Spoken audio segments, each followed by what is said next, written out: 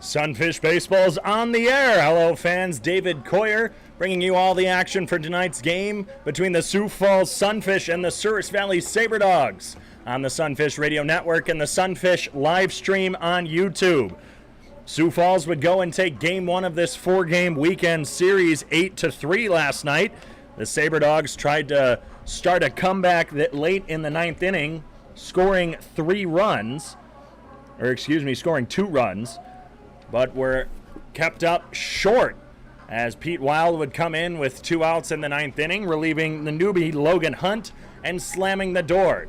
It's a new day, it's a new game, any team can win, that's the beauty of baseball. And here's the Sabre Dogs lineup to try and come back and even the series at 1 apiece. Justin Cooper will lead things off, followed by Gunnar McGran and Alan Greer for the first 3. Steven Moretto batting cleanup will be the designated hitter tonight, followed by Taylor Justice at first and Ethan Moore batting 6th, playing third. Your 7-8-9 for the Souris Valley Sabre Dogs, Jared Breedwell, Trevor Gustafson, and Reese Anderson. Gustafson making his Sabre Dogs debut tonight here against the Sunfish. After last night's loss, the Sabre Dogs fell to 11-7 in the second half of the season. They still have 2 games over that's the wrong division. They still have a game over the Mining City Tommyknockers. And the Sunfish, improving to 12-6, are 2 games behind the Fremont Moo. Kenneth Dutka on the mound. He was not in town yesterday, just came back from his 3-day break. He was in Las Vegas. We'll drop a breaking ball high for ball 1. We're underway at 6:36 on this Friday evening in Sioux Falls. Dutka quick with his work, hits a changeup on the outside corner, and the count's quickly at 1-1. The Sunfish wearing their gray-white-gray combination, gray hats, orange brim with the Sunfish logo. A curveball cuts in, oh my goodness, from the lefty Dutka against the righty Justin Cooper. It's 1-2, 69 miles an hour. That had a lot of curve on it. Attacks with the slider. It's fouled off by Anderson. Anderson on the season for the Souris Valley, not Anderson, Justin Cooper. My mistake, from Fort Worth, Texas. 371 batting average. There's that 1-2. A curveball just misses outside. It's 2-2. 371 batting average, 3 doubles, 2 home runs. Did not play last night, went 3 for 5 against the Pioneers. Lifts one over the head of Benito Garcia into shallow center field, and on a 2-2 count, Justin Cooper leads things off with a single. He now extends his hitting streak. 1, 2, 3, 4, 5, 6. He's now on 8 off of that one. It's a lefty-lefty matchup between Dutka and Gunnar McGran. Sunfish with their white tops, orange sun, teal fish across the chest. Flip them on the sleeves. And you have the orange numbers on the left abdomen. Orange numbers on the back as well. Gray pants with a black trim down the side. Dutka staring over at first, kicks and delivers. A changeup low, it's 1-0. McGran, the lefty from Golden West Junior College, is batting .356 through 14 games for the Sabre Dogs. 4 doubles, 5 RBIs, 7 walks. Went 0 for 3 last night with 2 strikeouts. Slider misses low and away. It's 2-0. So the Sunfish are trying to gain on the Fremont Moo, who shut out the Western Nebraska Pioneers last night, while the Sabre Dogs are trying to hold the top of the Lewis division. The 2-0 is lined into right field. That's going to fall for a base hit. Dylan Cricket Danielson giving chase at the warning track. Turns around, fires it in. Justin Cooper will fall down, rounding third. The throw over to Norris McClurd. Not in time. Cooper was able to recover. So a single and a double puts 2 runners in scoring position early on here in the first inning. Very different start than yesterday's. Yesterday, Declan Buckle led things off, getting hit by a pitch on the first pitch he saw. Then Andrew Garcia would force a 3-up, 3-down. So 2 base hits and no outs. It's Alan Greer, the dangerous left fielder for the Sabre Dogs. Batting .311, 39 RBIs on the season. He's already got 2 out there. 6 doubles, 3 triples, 3 home runs. Curveball misses away, and Dutka's behind 1-0. Dutka has proven that, well, he moved from his relief role and kind of as a part-time position player pitcher to a full-time starter. This curveball drops in, just missing away as well. It's 2-0. He's been killing it in his last 3 appearances. All of his three appearances previously have been starts, and all of them have been wins. He's 3-1 on the season. Blows a fastball right by Alan Greer. It's 2-1. Went 6 2/3 against the Sodbusters last week. 6 hits, 4 walks, 2 strikeouts, no runs. Against the Trappers on July 3rd, 7 innings, 3 hits, 2 walks, 6 strikeouts, no runs. Here's the 2-1. It's lifted into right field. Dylan Cricket Danielson giving chase in foul territory, makes the catch. Tagging up is Cooper from third. The throw will be bouncing into the glove of the cutoff Zaf Hoffbauer, and a sac fly by Greer in foul territory puts the Sabre Dogs on the board early. It's 1-0 Souris Valley.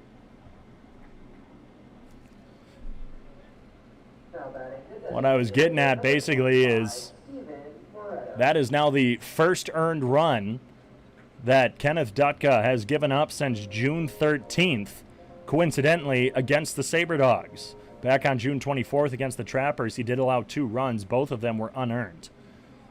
So in his last 3 starts, his only 3 starts, in fact, Dutka did not allow an earned run. That game against the Sabre Dogs was all 5 innings of relief work. Lefty-righty matchup. This one sharply hit down the left field line, but foul. Off the bat of Stephen Moretto.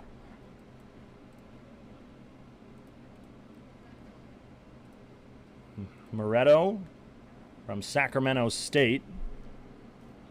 Also calls his hometown.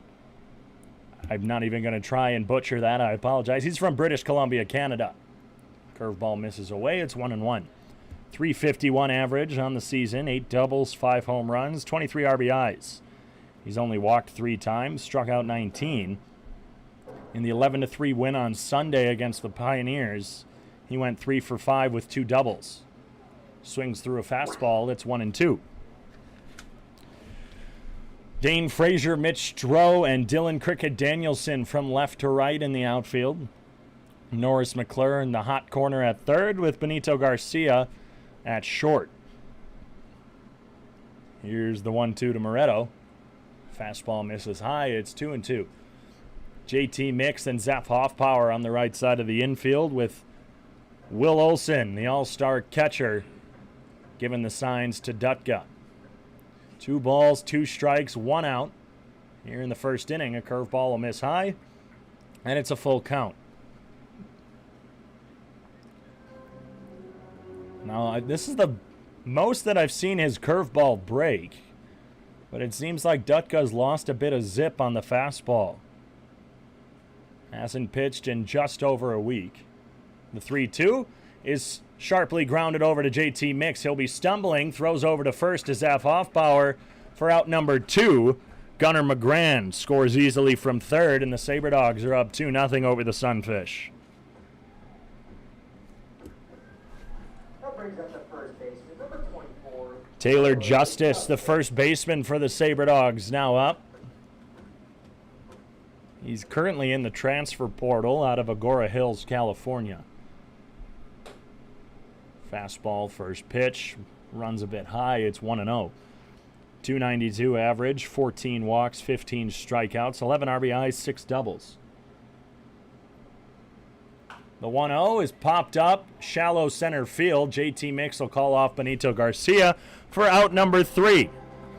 2 runs will cross off a leadoff single and double. No errors, no one left on base. Sabre Dogs have 2. We'll see what the Sunfish have after the bottom of the first when we return.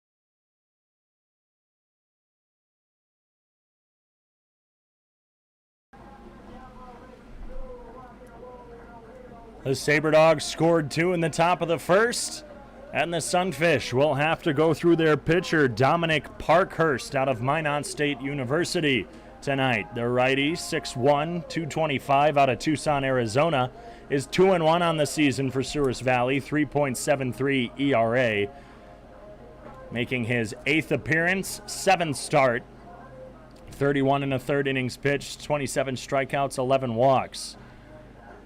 Pitched on Sunday, 2 innings, allowed 2 runs, neither of them were earned, 2 hits, 2 strikeouts in 10 batters faced.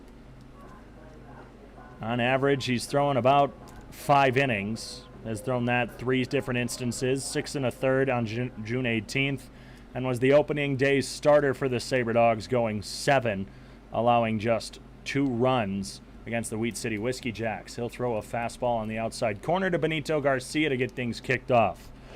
Benito Garcia, Mitch Stroh, Norris McClure, the 1-2-3. Will Olson will be batting cleanup this evening, followed by Zeph Hoffpower.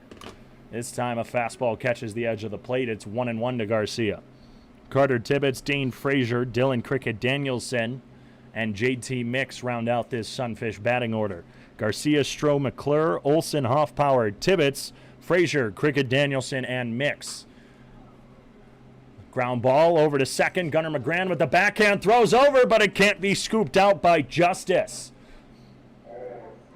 Drifting over to his right, McGran was running over, had a nice backhand, turned around and threw it. Obviously, when you're throwing with your momentum carrying the other way, it's a tough throw all the way. And Justice just wasn't able to scoop it out. It was in time if he could hold on. So Garcia will reach early here in the first against Parkhurst and the Sabre Dogs. Now up Mitch Stroh. Hit from the 2-hole last night, went 1 for 4 against the Sabre Dogs. 85-mile-an-hour fastball will be called a strike at the knees. 270 batting average for the Augustana Viking. 1 double, 1 home run, 5 walks, 13 strikeouts in 18 games for the Sunfish this summer. Garcia dancing around over at first. Parkhurst will just worry about the batter Stroh throwing a fastball up and in for ball 2. They're giving that a hit to Garcia, as it was a tough play there for McGran. Alan Greer, Reese Anderson, Jared Breedwell from left to right in the outfield. A changeup will be called a strike on the lower outside corner. It's 1-2.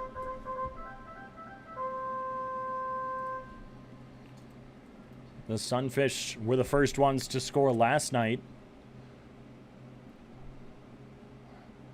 Would have a 5-1 lead for most of the game. Adding on to that as Mitch Stroh for the second straight game is hit by a pitch, and the first 2 are on for the Sunfish. They no longer lead the Expedition League in hit by pitch, but they're closing in. The Fremont Moo with 75 are on top in the hit by pitch category. The Sunfish just below them at 70, now 71 with Stroh getting hit. 2 on, no out for the lefty Norris McClure against the righty Dominic Parkhurst. Sabre Dogs are up 2-0. McClure fouls off the first pitch he sees. He had a night last night. Went 3 for 4. That foul ball is presented by Keg Chicken. Order it, eat it, crave it. But the lefty out of Spring Hill College had a night for himself. 3 for 4, 2 RBIs. Was hit by a pitch as well. The 1-2 is a check swing, but it's fouled off into the face mask of Trevor Gustafson. So once again, Greer, Anderson, Breedwell from left to right in the outfield. Ethan Moore and Justin Cooper at third and short, respectively.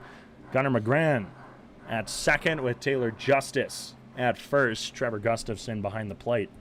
1 ball, 2 strikes to McClure, who's batting .307 for the Sunfish this season. Here's a 1-2. Fouled off again. Over the top of the football complex. And there are people who do go up there to retrieve the balls. There was one game, I think I saw roughly, it was like Mitch Stroh, Tanner Wilson one game, maybe even JT Mix went up there to get some foul balls, and the amount that were up there, they filled like 2 buckets. This was probably about after 10 to 15 home games. McClure's brushed back on an inside pitch. That makes the count 2-2. 1 and 2, excuse me. 11 pitches so far for Parkhurst. 7 have been strikes. That one's lifted into left field. Greer's just in front of the warning track. Garcia goes back to tag, but it was a bit late, and he didn't want to test the arm of the left fielder. A long fly out there for Norris McClure for out number 1. Will Olson, the Augustana catcher, all-star catcher, all-star starter. Himself and fellow all-star Adonis Forte started in Tuesday's game. Olson also was in the home run derby on Monday. Couldn't get out of the first round. So with 1 out and 2 on, he gets his first deals at Parkhurst and lifts this one far into right field. At the warning track is Breedwell. He'll make the catch up against the wall deep enough for Garcia to easily tag.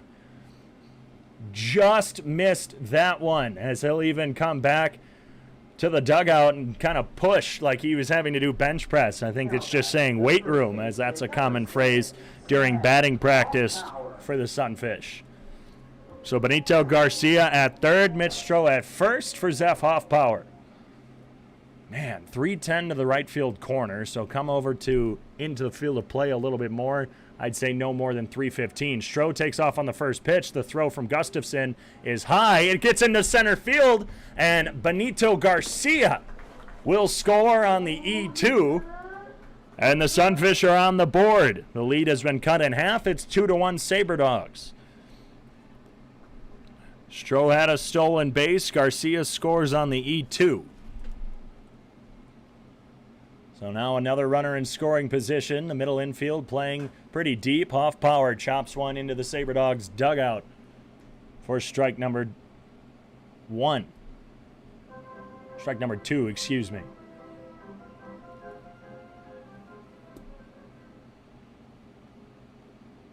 So 2 outs, runner on second for Hoffpower. They'll take a fastball outside. Zeph batting .257 this season for the Sunfish through 31 games. One of the now kind of few members of the Sunfish from opening day who still remain. The opening day roster starting to dwindle a little bit. Some heading home, some were just temp contracts. Zeph will foul one off into the Sunfish dugout. 1 double and 1 home run for him this season. 14 RBIs, 26 walks, 27 strikeouts. Went an unfortunate 0 for 5 last night with 3 punch-outs. One of the times he went down was due to batter's interference. Doesn't chase the slider low and away. And the count's now even up at 2-2.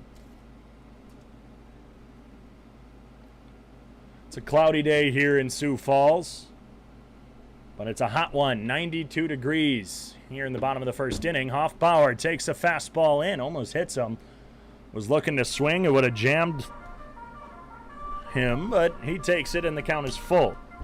So 92 degrees and mostly cloudy. I would say partly cloudy, but the sun is really not shining. All of Ronkin Field here at Karras Park is covered in shadows.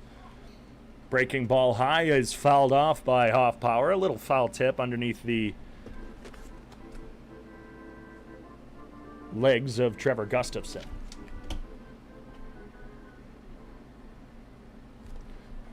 So full count still, 2 outs from Dominic Parkhurst to Zeph Hoffpower.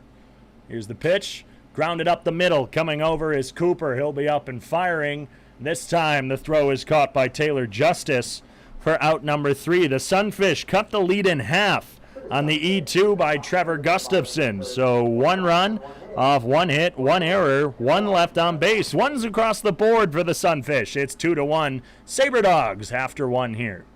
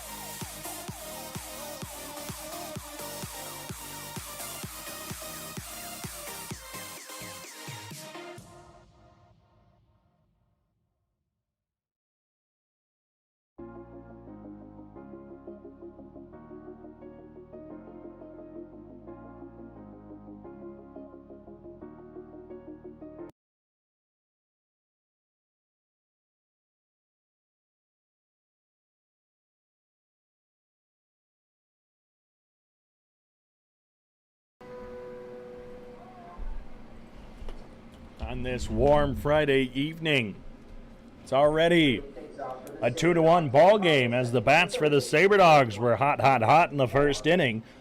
Justin Cooper led things off with a single. Gunnar McGran had a double after him. A sac fly would score one, a ground out would score the other, and the Sabre Dogs are up 2-1. Kenneth Dutka's curveballs fouled off by Ethan Moore, leading off here in the top of the second inning. The Sunfish would have a leadoff single by Benito Garcia, and then a hit by pitch would put 2 on. Garcia would score on the E2. That's how we got to 2-1. Fastball up and away to Ethan Moore. Moore had a heck of a night last night, both offensively and defensively. Walked twice, scored once, swings through a curveball, and he's behind 1-2.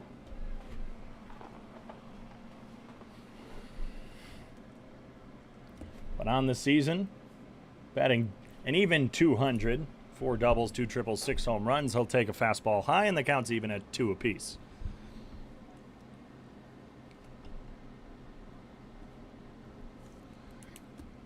Dutka's looked like he has finally gotten back in his groove on this at-bat. Gets a curveball, swung on in the dirt, dropped third strike. Olsen will lob it over to Hoffpower for out number 1. That's strikeout number 1 for Dutka tonight. Dutka on the season has struck out his fair share of opponents. Andrew Garcia is at 54, leading the Sunfish, but Dutka is at 30, tied with Andalo Santangelo and Drew Ballou for second. This ball is lifted into right center field and will fall for a base hit. Jared Breedwell singles on the first pitch he sees with 1 out. Can't talk about anything in between these at-bats because if you go through the first pitch, someone's going to get a hit, and it's always these Sabre Dog guys. They just seem to swing at the first pitch. Not that there's anything wrong with that. They get singles, but it's like they don't want me to talk about them. It's the newest Sabre Dog, Trevor Gustafson, now up as Dutka throws over to first. The righty out of Minnesota Duluth, 6'2", from Webster, Wisconsin. This season at Minnesota Duluth, started in 28 out of 29 games. He'll take a changeup for ball 1. Didn't start out as their everyday catcher, but then ended up taking over during the 2021 season. Throw over to first again, pulls Hoffpower off, no tag. Jared Breedwell stays over there. Hit .308. Tied for second on the team with 3 home runs, drew 14 walks, and had a .500 slugging percentage and a .438 on-base percentage. Fastball misses low, it's 2-0. So a whopping .938 on-base plus slugging. Pairing that with a .308, that's not too bad for Minnesota Duluth. Some of the Sunfish are used to seeing him. A throw over, tag just a bit late by Hoffpower. Breedwell is getting caught a little bit too far off as Dutka's move is getting a little bit better. 2 balls, no strikes, 1 out, top of the second inning. Sabre Dogs up 2-0. Fastball right down the heart of the plate. It's called strike 1. But Minnesota Duluth is in the Northern Sun Intercollegiate Conference, the NSIC. Of course, a member of that is the Augustana Vikings. Throw over to first again. Dutka just keeping Breedwell close. Getting a little nervous over there that Breedwell's going to take off. He only has 3 stolen bases on the season, but he looks like he is getting a bit antsy over there at first. 2-1. Fastball down the plate again. It's 2-2.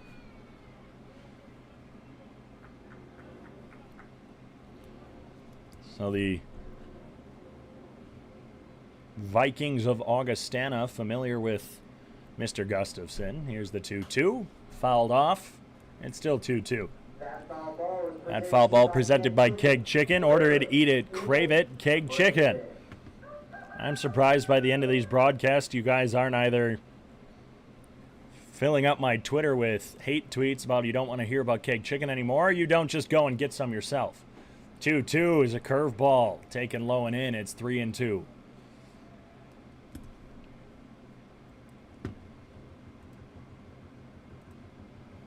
3 balls, 2 strikes, 1 out. Top of the second inning, 1 runner on. Payoff pitch is fouled off. It's still 3-2.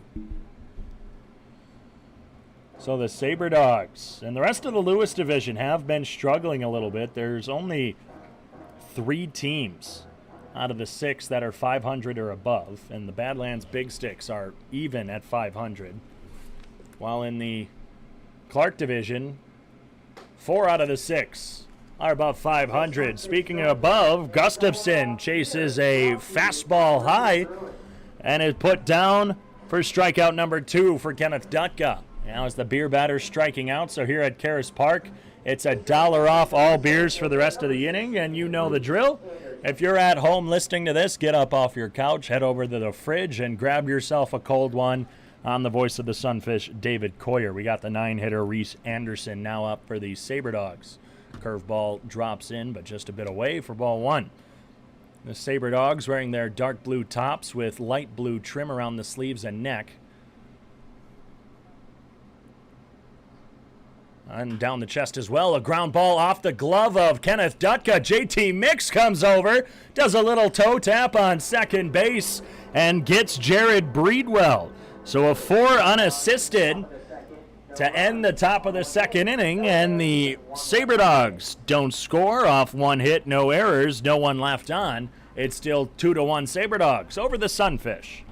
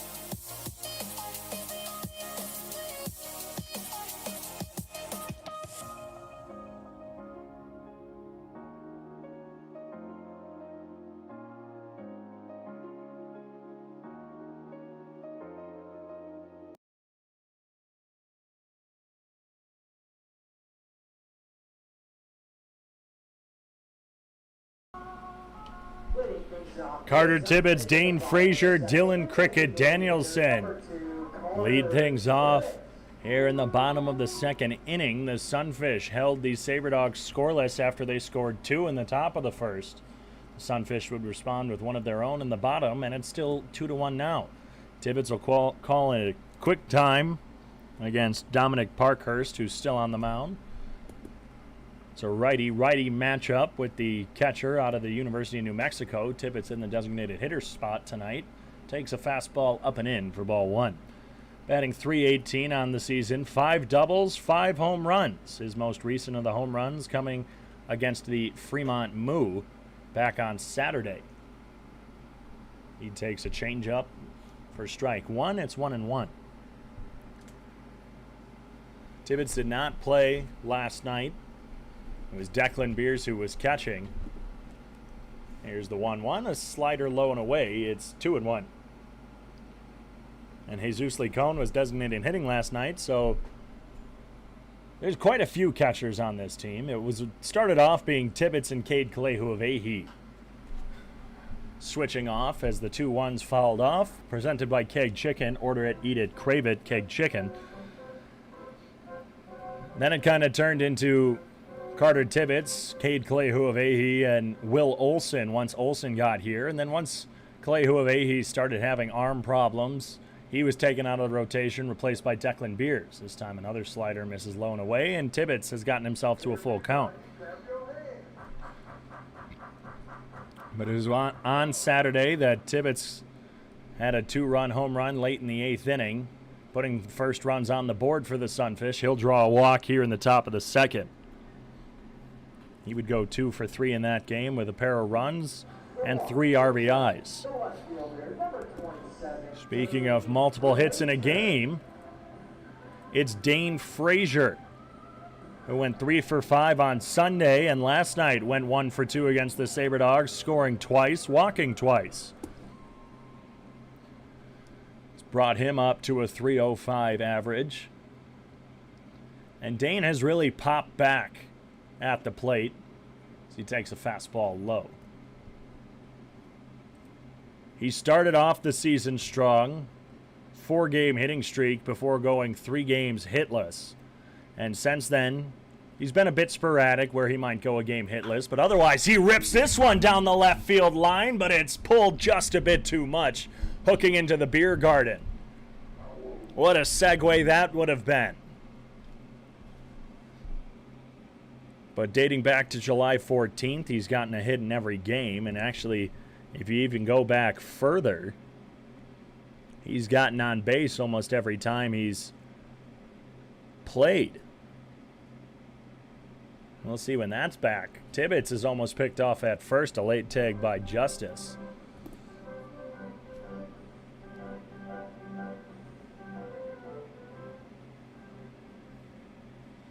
Back to June 26th. Well, June 25th was the last time that Frazier didn't get on. He lines one straight into the glove of Justin Cooper at short. Tibbetts dives back to first.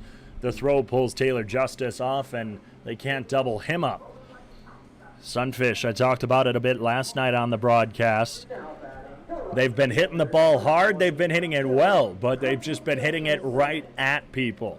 I mean, Will Olson in the first inning almost had a home run over the right field wall, but just missed it. Jared Breedwell was able to make that catch, and this time, a line drive right at the glove of Justin Cooper. A bit higher, he might not be able to get it. Dylan Cricket Danielson will take a changeup on the outside corner for strike 1. Since coming back, Cricket Danielson has been performing pretty well. Again, he had that week off, returning on July 12th, going 2 for 3, having the SportsCenter top 10 number 2 play out in left field, and on the second pitch he sees, he's drilled right in the back. Second time that the Sunfish have been hit tonight.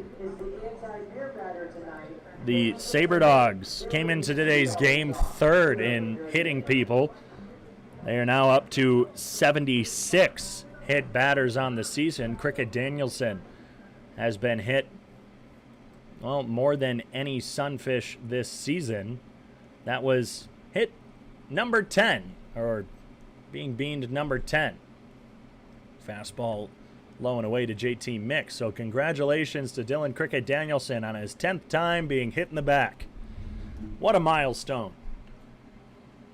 If you get on, you get on. It doesn't matter. It's almost a skill for the Sunfish at this point. The 1-0 to Mix. Grounds it over to Cooper. Throws it to second. Over to first. Mix is thrown out. The relay was just in time. It looked like JT might have had it by half a step, but McGrann over to Justice is able to get the double play. 6-4-3 to close things out here in the second. And the score after 2 is the same as it was after 1. 2-1 Sabre Dogs from Karras Park.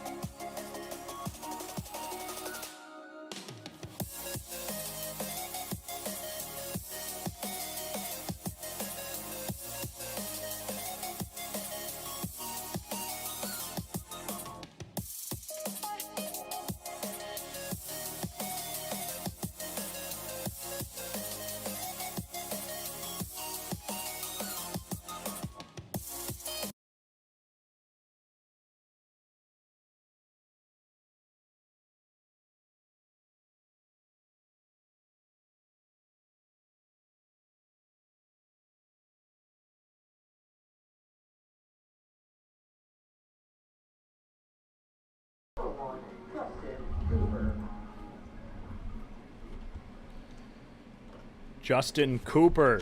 Back to the top of the order we go. Here in the top of the third inning, the Sabre Dogs lead the Sunfish 2-1. Dutka attacks with a fastball, but it misses high for ball one. Cooper singled to kick off this game. He fouls that one off. It's 1-1. He singled, was advanced over to third on the double by Gunnar McGrann. And then the sac fly by Alan Greer would give the Sabre Dogs a 1-0 lead early on. McGrann would go on and score. This one's popped up over to JT Mix at second. He'll make easy work of it for out number one. And Dutka just took him. Two batters. Cooper and McGrann both got on in the first, and it was just after that that Dutka seemed to find his rhythm, been hitting the zone a lot more. That first inning, he did get up to a couple full counts, drops a curveball into the lefty. Lefty-lefty matchup. That's McGrann's second pitch he's seen. The first one he just took into right field on the double. This time he'll take a fastball high. Didn't really get to his stats. He's batting .356 for the Sabre Dogs this season. Another curveball misses in. It's 2-1. 14 games, a .356 average. He pops this one up and out of play. It counts now at 2-2. Again, clouds still over to our right. There's no foul weather in the forecast to my knowledge. Partly cloudy to our left, but the entirety of Ronkin Field here at Karras Park is covered. Fastball's fouled off again, and it remains 2-2 to the Golden West Junior College lefty.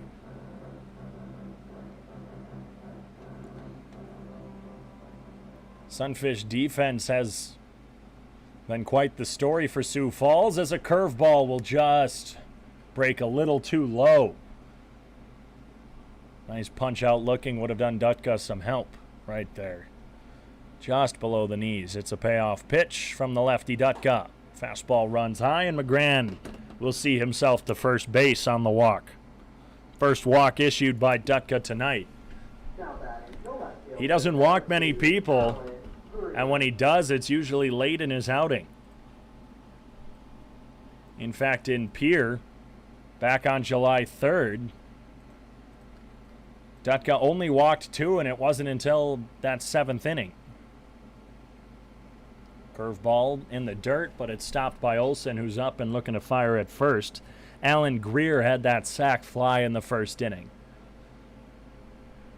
He's ahead 1-0.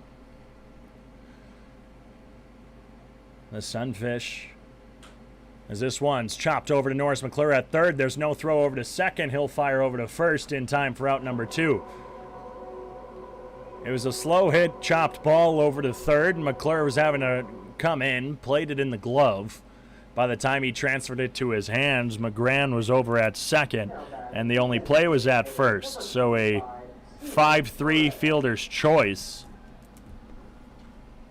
puts 2 away, and it's Stephen Moretto who grounded out. And was on that ground out that McGrann would score in the first inning. Moretto swings through a curveball. Actually, I think got a piece of it, as Alex Shoemaker, calling the balls and strikes tonight, put his hands up. So Moretto and Alan Greer, the only 2 RBIs for the Sabre Dogs this evening, as the Sabre Dogs are ahead 2-1 over Sioux Falls. 2 outs, top of the third inning, runner on second. Here's the 0-1. 66-mile-an-hour curveball off the plate. 1 ball, 1 strike to the righty designated hitter. But no errors last night for the Sunfish. That was their first game in quite a while that they did not commit a blunder in the field. In fact, it was all the way till last Monday against the Fremont Moo that they had not committed an error. Still only 61, which is the third least in the Expedition League. A fastball runs up and away. It's 2-1.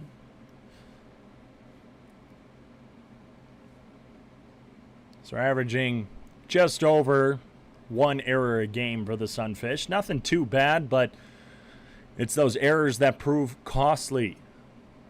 If you go back to Sunday's game, late in the 9th inning, Norris McClure had an error over at third. A changeup swung on and missed. It's 2-2 now.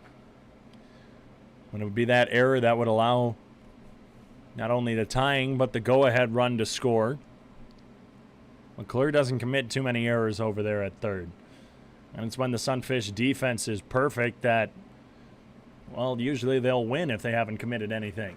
Curveball is swung on and missed, and Moretto is victim to another punch out of Kenneth Dutka. He's up to 3, and there was 1 left out at second off no runs, no hits, no errors. It's still 2-1 Sabre Dogs after the top of the third. We return in the bottom for the top of the lineup for the Sunfish. Garcia, Stroh, and McClure due up.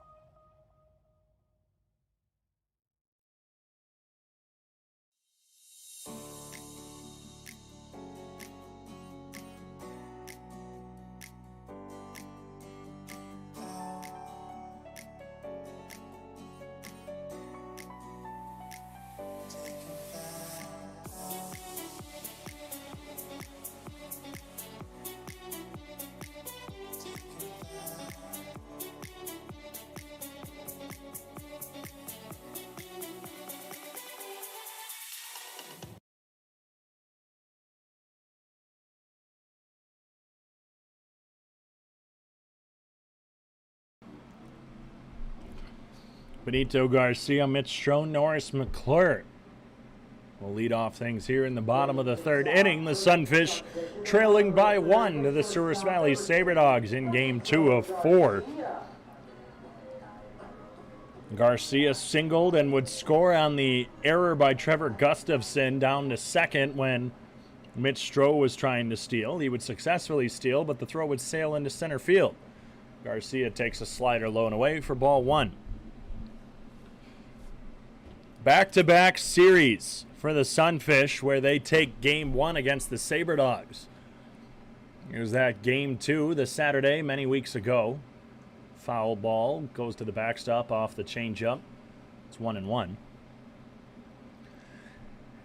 For those Sunfish and potentially Sabre Dogs fans who remember that game, it was 18-13. That's right, 31 combined runs between the two teams in that marathon of a game. Changeup misses just inside to the righty Garcia. It's 2 balls and a strike. Gunnar McGran at second. He's playing on the edge of the green turf, so just past the edge of the outfield grass. Garcia chops one over to Ethan Moore, who will throw it over to Justice for out number 1.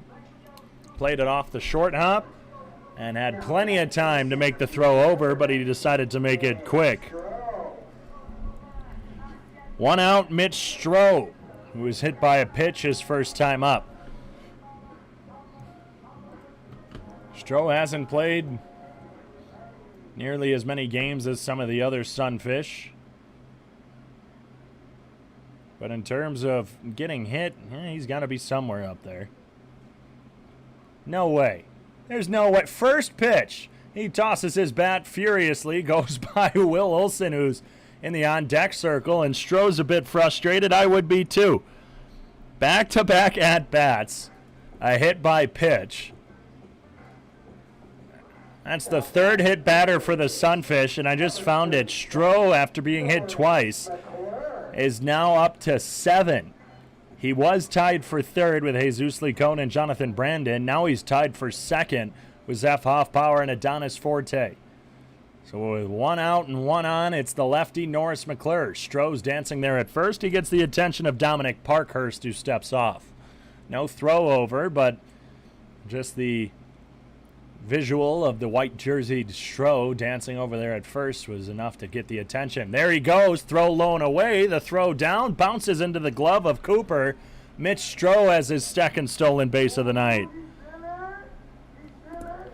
2 hit by pitches, 2 stolen bases. Not a bad night for Mitch Stroh. It's now a runner in scoring position for Norris McClure, who's ahead 1-0.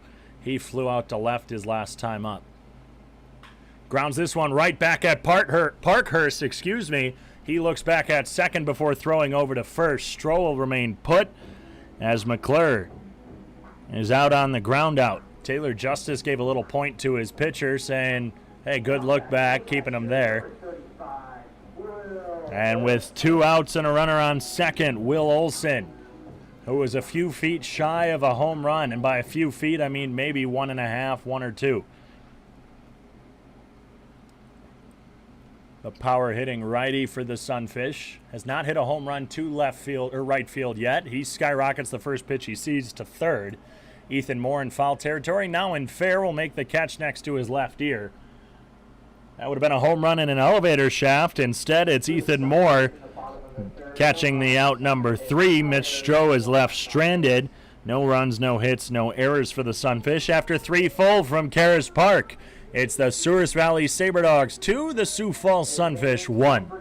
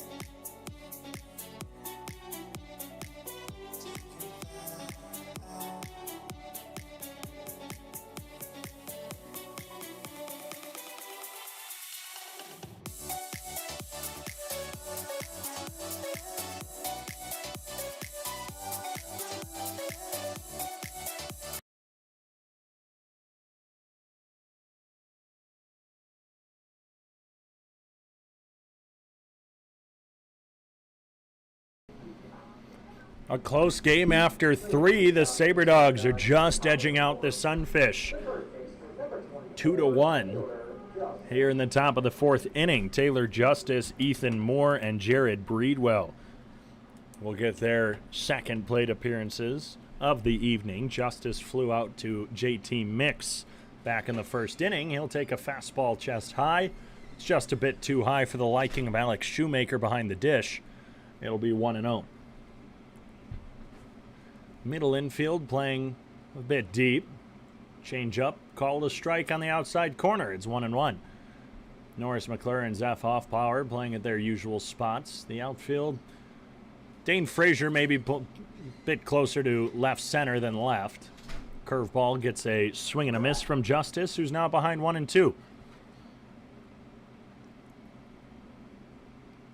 It was these two teams. I mentioned how the Sunfish took game 1 the last time against the Sabre Dogs. Curveball misses away. It's 2-2. Took game 1 last night, and then that game 2 was 18-13 with the late comeback by Sioux Falls, but not enough. The 2-2 is rolled over to Norris McClure. Plays it off the second hop, fires it over to Hoffpower for out number 1. Ethan Moore, who struck out to lead off the top of the second, is now up. Wearing his pants high with a deep navy blue sock showing 3 white stripes, or maybe Did you say those are tan, Sean? Or maybe a gray? White is what we're getting from the producer, Sean. Curveball will catch the outside corner for strike one. It's tough to see all the way from up here, and with no lighting really on the field at Karras Park, it's really tough to tell what that color is. A fastball misses just a little low below the knees. It's 1-1. Dutka still on the mound firing. Curveball is slowly rolled down the third baseline. The reason it was so slow is it was fouled off the foot of Ethan Moore, who's now behind 1-2.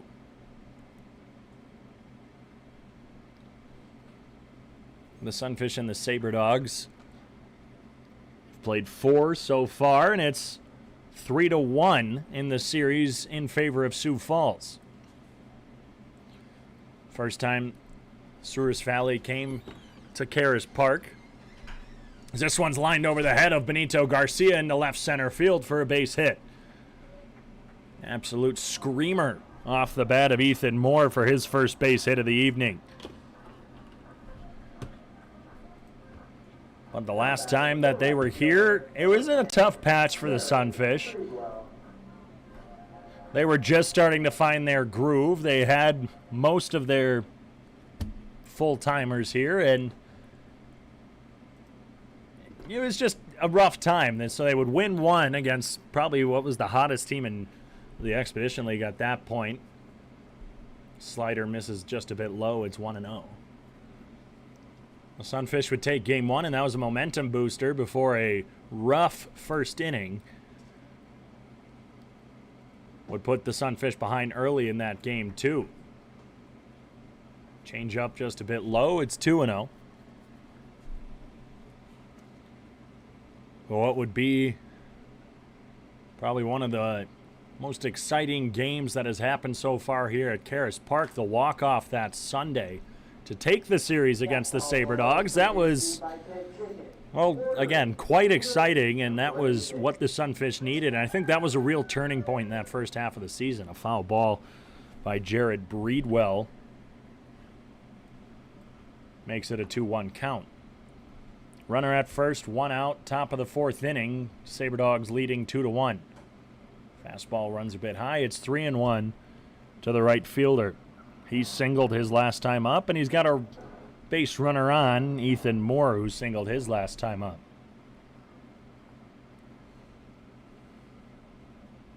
So Sunfish, after last night's win, ahead 3-1 in the series. Foul ball sharply hit over to McClure. Over to Mix, the relay to first, a double play. 5-4-3 to end the 4th inning. No runs off 1 hit, no errors, no one left on base. An unofficial 3 up, 3 down for Kenneth Dutka. No runs scored, so it's still 2-1 Sabre Dogs as we head to the bottom of the 4th inning.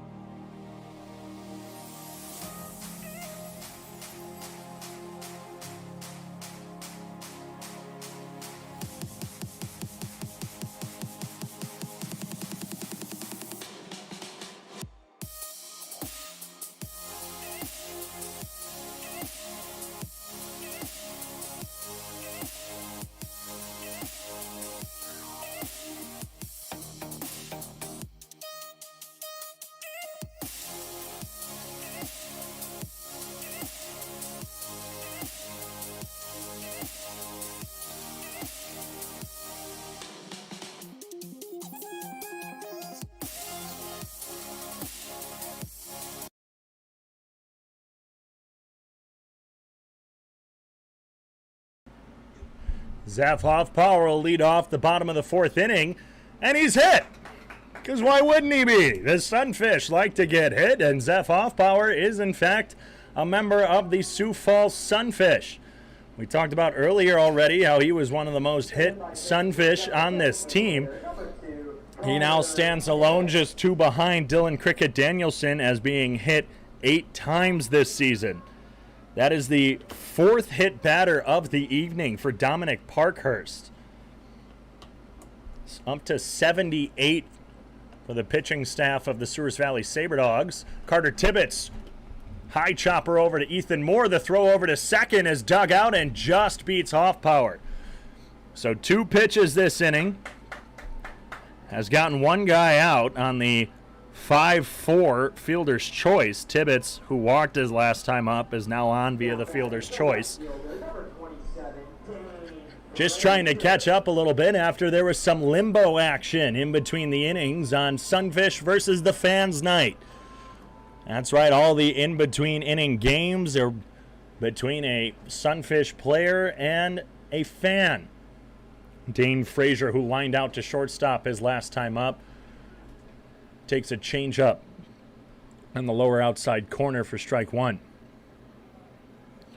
So 1 out, 1 runner on.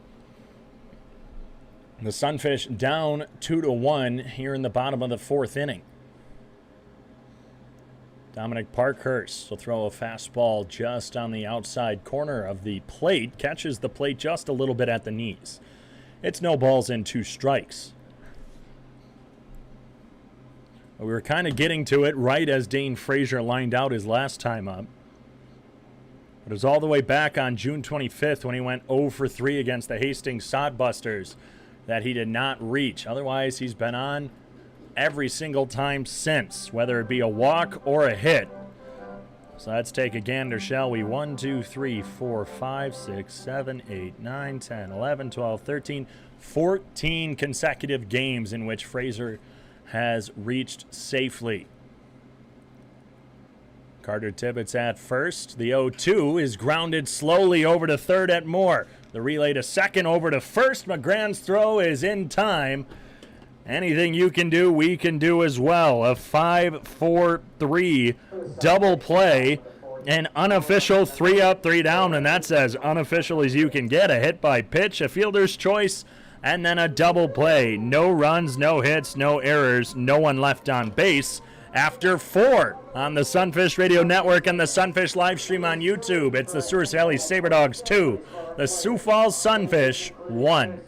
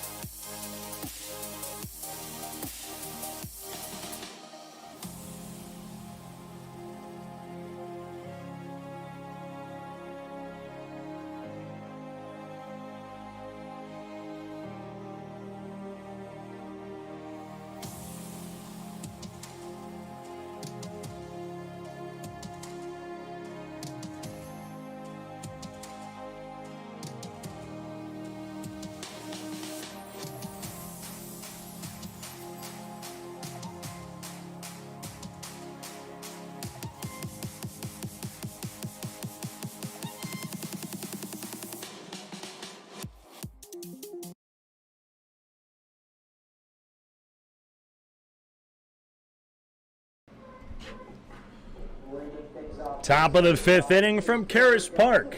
David Coyer on the air on the Sunfish Radio Network and the Sunfish live stream on YouTube.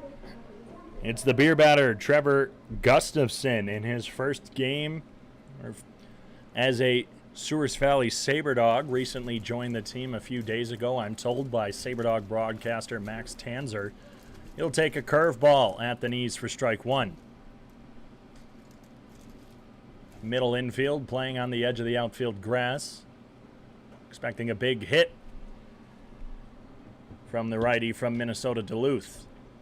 Fastball a bit high, it's 1-1.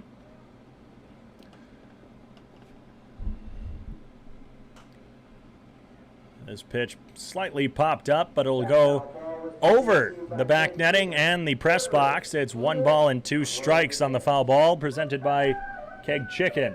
Order it, eat it, crave it. So 1 ball, 2 strikes to Gustafson. Dutka winds, kicks, and delivers. Fastball high and away. It's 2-2.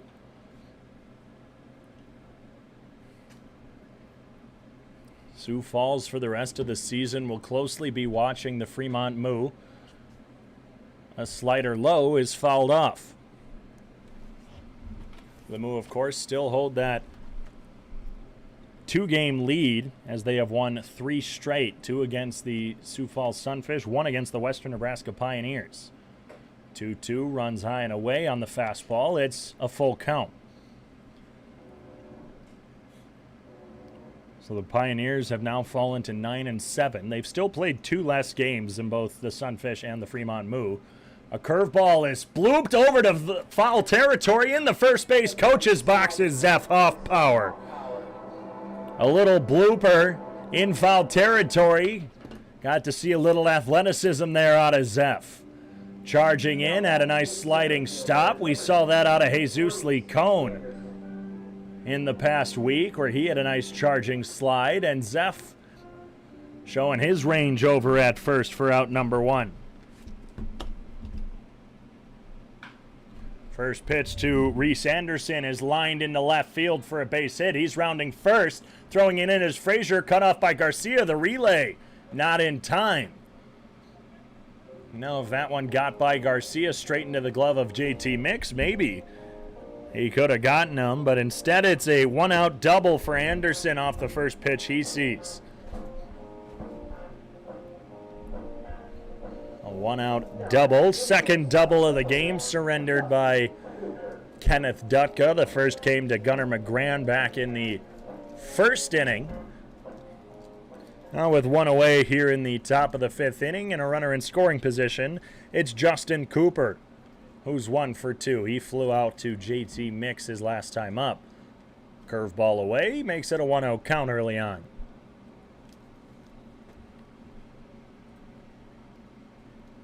Dutka just has been struggling to find the strike zone today. Usually he's in great command of it, attacking a lot with a fastball. Speaking of which, there's a fastball that's just by the glove of JT Mix into right field.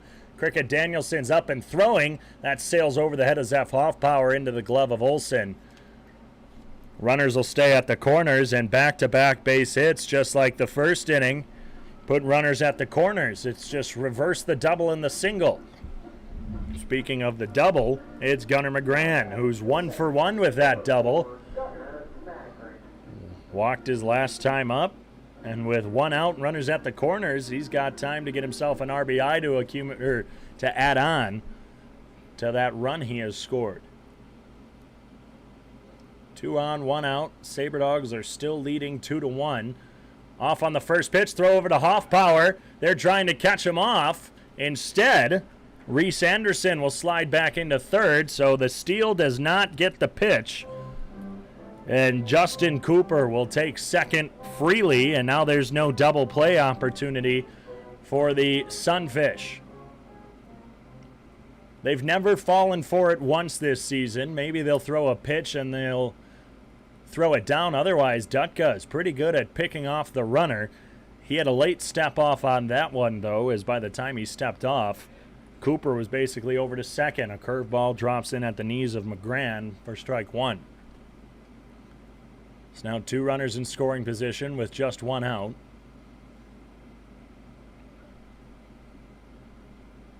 Sunfish. Again, we talked about how they haven't committed an error since last Monday. Curveballs popped up to the third baseman, Norris McClure. He goes into foul territory just behind third base and makes the catch for out number 2. Good curveball to force the pop-up. And with 2 outs, the Sunfish are 1 out away from getting out of this sticky situation. The field umpire having some words with Norris McClure. I'm not sure if they're good or bad. McClure looks a little confused over there at third. Not sure if we're going to see an ejection this weekend. Nasty curveball Drifts all the way back into the zone, 69 miles an hour to Alan Greer for strike one. Walker Bullington and this field umpire, who we yesterday established we're going to just call him Bubbles thanks to the Fremont Moo. The 0-1, another curve ball. This time it's lifted into right field.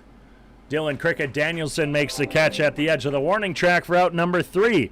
A dangerous situation with 2 runners in scoring position with just 1 out. Well, Kenneth Dutka stares that right in the face and says, no way, Jose. No runs off 2 hits, no errors, 2 left on base for the Sabre Dogs. They still hold a run lead over the Sunfish.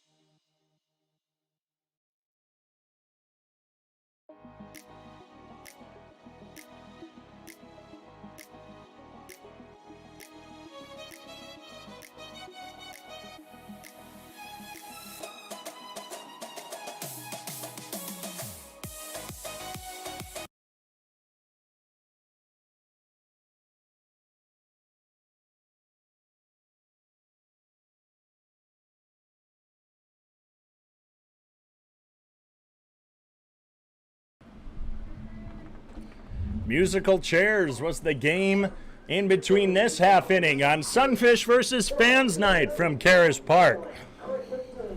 Declan Beers and Tom Sun playing against 3 young men from the crowd. 2 of them were eliminated. Tom Sun and Declan Beers just too quick on musical chairs. Dylan Cricket Danielson, who only saw 2 pitches, was hit by 1. In his first at-bat, swings and fouls off a fastball for strike 1. Thanks to Charlie and Debbie, who are watching in the Sunfish live stream on YouTube. Both of them Sabre Dog fans, but we welcome them nonetheless. And no way, there's no way that this is actually happening. Just like his first at-bat, Dylan Cricket Danielson sees 1 pitch, it's a strike, and then gets hit on a curveball.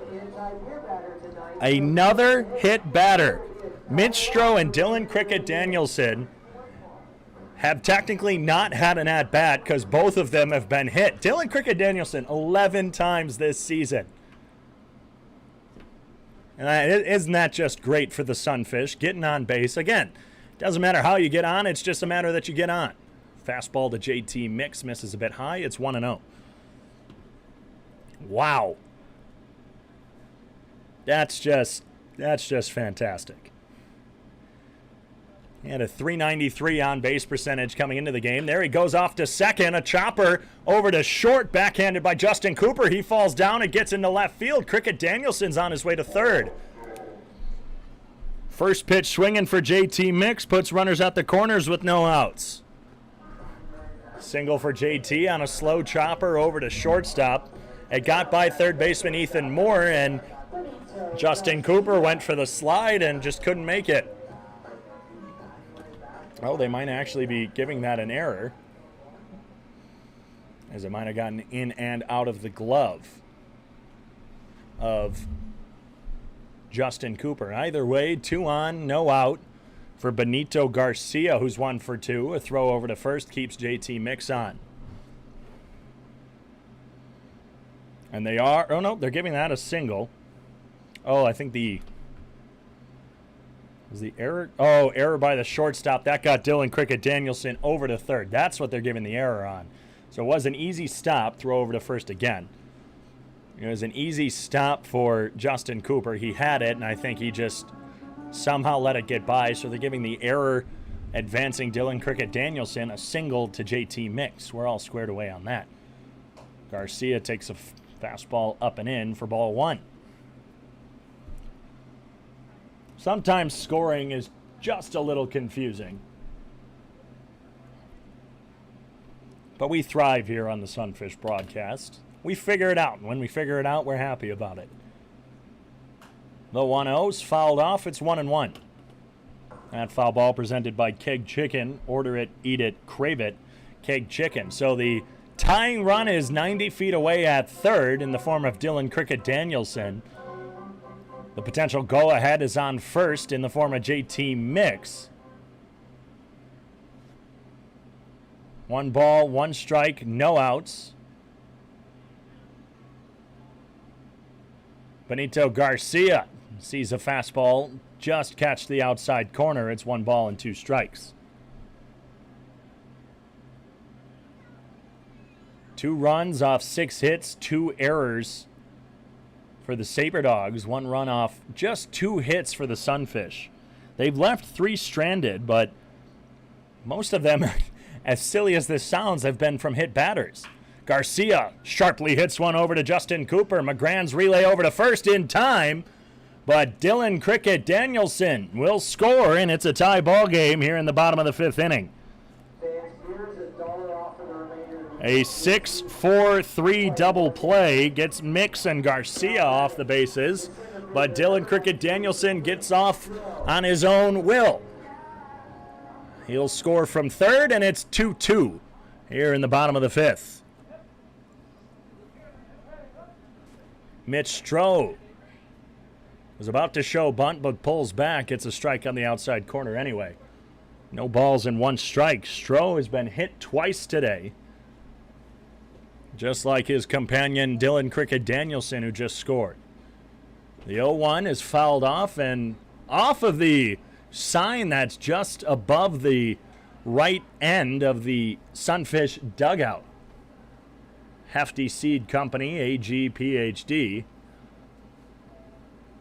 A metal sign. He fouls it right off of it instead of going all the way over to Bowden Field, the softball field to our right. Mitch Stroh, 0-2, takes a fastball up and away. It's 1-2. Sabre Dogs have not scored since the 1st inning. The Sunfish hadn't until they crossed 1 here in the bottom of the 5th. The 0-2 swung on and missed. Slider outside, dropped 3rd strike. Up is Gustafson, throws it over to Justice in time. The Sunfish strike back. They tie up the ball game. It's 2-2 after 5 from Karras Park.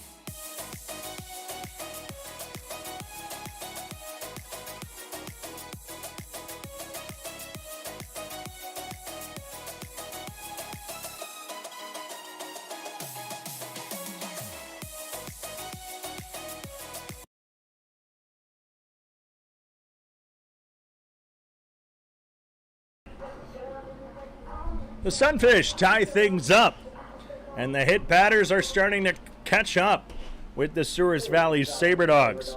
5 times the Sunfish has been hit this game. Dylan Cricket Danielson led off the 5th. He has only seen 4 pitches, and 2 of them have hit him. And it's costly that inning as he ends up scoring. First pitch thrown to Steven Moretto, is lined straight at Dane Frazier in left. A hard hit ball, fastball from Kenneth Dutka. Lined straight at the left fielder Frazier. He makes easy work of that.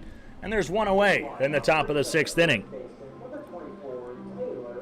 It's always the 6th inning that the Sunfish seem to struggle. It's almost the turning point, as it is for most teams. It's a point of no return. If you're down by a considerable amount, it's tough to come back if you're still down after that, as a curveball misses low to Taylor Justice. But for the Sunfish, seems like when they have a lead or are starting to mount a comeback, it gets a little bit out of hand in the 6th inning. Changeup misses up and in. It's 2-0. Justice flew out to JT Mix and grounded out to Norris McClure his last 2 times up. The 2-0 is a fastball. Catches the knees for strike 1. Are you watching the broadcast on the Sioux Falls Sunfish Radio Network, listening to it on the Sunfish Radio Network, or watching it on the live stream? Put a comment in the chat. Let me know where you're listening from. Fastball's fouled off to the back right netting. It's an even 2-2 count. We have Charlie, who's watching it based on his comment, he's watching it from the East Coast, if I'm reading that correctly, a Sabre Dogs fan. And Debbie Breedwell, cheering for the Dogs. Thank you, too, for listening. Let me know where everyone else is listening from. A ground ball to McClure. Over to first, dug out, but it can't be brought up by Zeph Hoffbauer. He had the backhand dig out of the dirt on the low throw, but he couldn't come up, and E3 gets Taylor Justice on. First error by the Sunfish in this game, and their streak of error, well, actually last night was their first errorless game since Monday, so they can't even start a streak. They're back on their ways. 62nd error of the season for Sioux Falls. A chopper down the third base line is foul off of the Dutka curveball. Once again, put it in the Mixler chat or the YouTube chat. Let us know where you're listening from. Might even get a shout out here on the broadcast. On Fans versus Sunfish night. The 0-1 is ripped down the third base line. Again, just foul. Ethan Moore trying to pull that one and pulled it a bit too far, and that'll turn into a foul ball presented by Keg Chicken. Order it, eat it, crave it. He's down 0-2. No balls, 2 strikes, 1 out, runner at first. Sunfish and Sabre Dogs are now tied in the top of the 6th inning. Throw over to first, just to hold back Justice.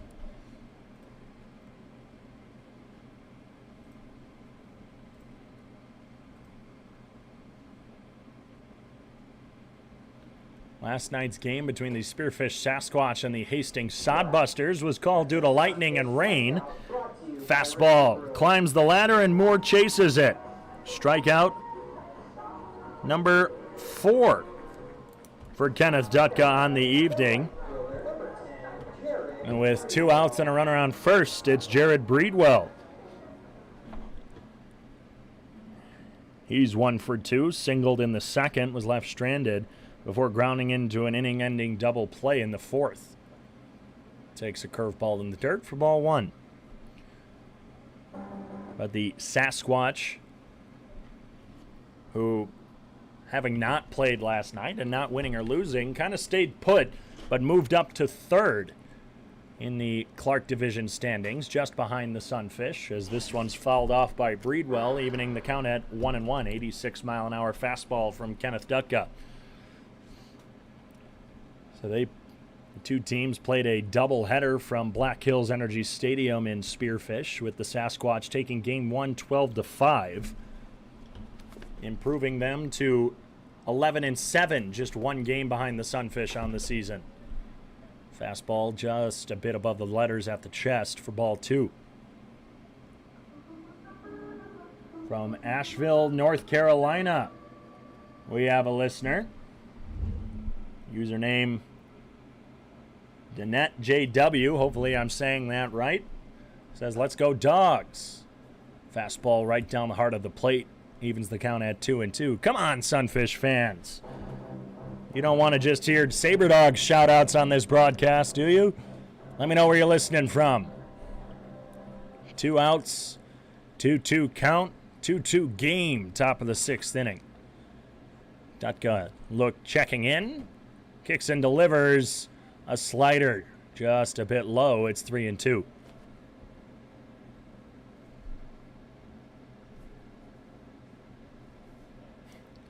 The Churchman family from Glenmore, Ohio, rooting for Ethan Moore of the Sabre Dogs again. Thank you for listening. Fastball just up and in, and there's a runner going down to second. Breedwell, I think, lost track of the count. He thought that was just ball 3. I thought I had my count off as Justice was off on the pitch. And no Sunfish was covering or throwing down, and I think everyone was just a bit confused on that, or maybe it was just Breedwell. Either way, there's 2 on now with 2 out for Trevor Gustafson. 0 for 2 with a strikeout and a flyout. He takes a nasty curve on the lower outside corner for strike 1. Can't tell where the sun is, so can't make a comment on where it is, as the entirety of the field is covered in shadows due to the clouds. The lights have come on at Karras Park. Another curve ball catches the outer part of the plate. It's 0-2. 1 out away from another beer batter strikeout and another $1 off for the remainder of the inning here at Karras Park. 2 on, 2 out. Here's the 0-2 from Dutka. He'll check back at second, keeping Justice close. Sunfish aren't really known for their pickoffs. They're known for getting picked off, as they lead the Expedition League in caught stealing, and the fastball climbs the ladder and gets a chase out of Gustafson. Second strikeout of the game for Gustafson, 5th for Dutka, and there's a $1 off for the rest of the inning here at Karras Park. So in between innings, get off your couch, go to your fridge. Again, it's on me. It's still a tie ball game after the top of the 6th inning. The Sunfish due up. Norris McClure, Will Olson, and Zeph Hoffpower.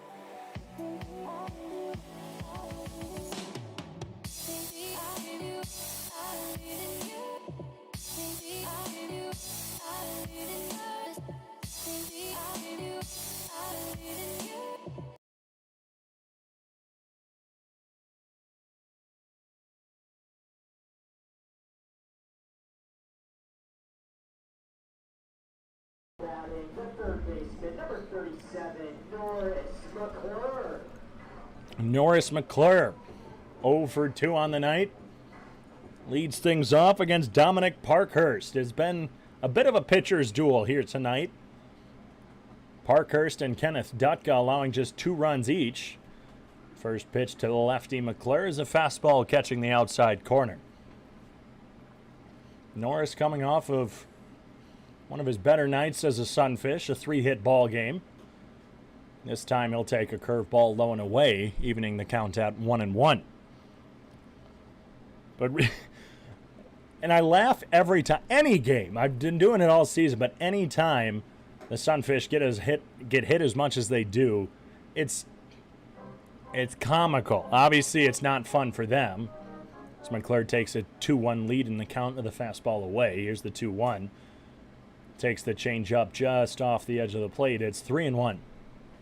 But the fact that the Sunfish have been hit 5 times tonight, they're up to 75, which coming into tonight would have tied the Fremont Moo. A sharply hit ball into left field will be caught on the run by Alan Greer. McClure off the end of the bat. Man, it's the Sunfish luck of just hitting it right where someone can catch it. There's a bit of a run for Greer, covering a lot of green out there. McClure just missed that one. 1 out here in the bottom of the 6th inning for Will Olson, who, speaking of just missing one, almost hit a home run in the 1st inning. No way. First pitch. And that's not a good-looking one, as it's right on the elbow guard. He slams his elbow guard as Will Olson is now holding his hand. That's got to send the shocks right into the fingertips. None of these have been looking like they're on purpose at all. None of them. I think that was the only one that really has been a fastball. But the 6th hit batter in tonight's game, that's just insane. Will Olson getting hit for the first time. Zeph Hoffpower has been hit once. And other than that, it's Dylan Cricket Danielson and Mitch Stroh who have each been hit. All of them have been hit by Dominic Parkhurst, as Zeph Hoffpower has a changeup just a bit inside, but it's called enough for a strike. And that one was looking like it was coming at the left elbow of Zeph Hoffpower. Pops this one up right side down the right field line, but it's hooking just enough foul that Jared Breedwell stopped giving chase. No balls and 2 strikes to Hoffpower, who's 0 for 1, grounding out in the 1st inning. Runner on, 1 out, tie ball game in the bottom of the 6th inning here at Karras Park. Hoffpower drills this one into center field. Going back is Anderson. He'll have enough time and enough room to make that catch for out number 2. Nice barreled ball by Zeph Hoffpower. And it's either been a barreled up ball that has gone straight at someone or a hit by pitch. That's all I have to say. Let's see. Every inning. It has actually been every inning. I wasn't sure if it was going to be that, and I couldn't remember if there was a doubled up 1 inning. Carter Tibbetts swings through a fastball for strike 1.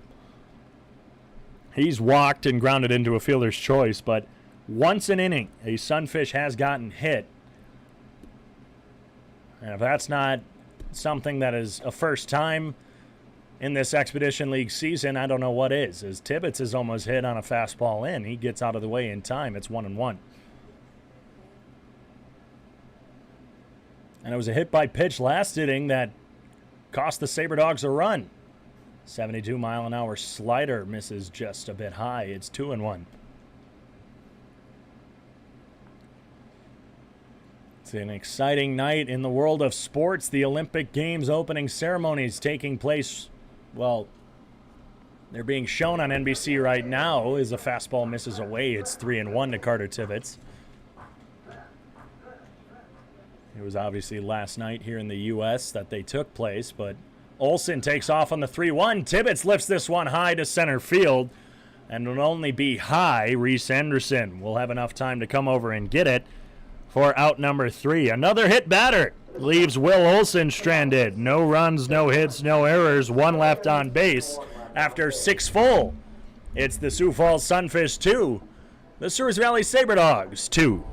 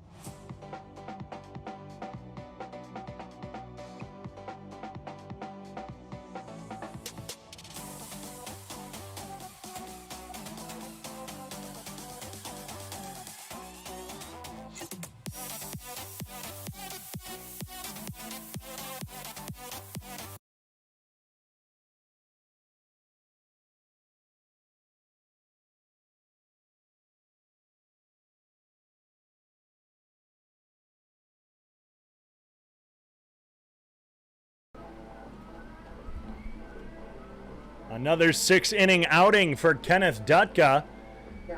He will end his streak of starting games and getting the win, as it's a tie ball game here in the top of the 7th with relief pitcher Jacob Lassier.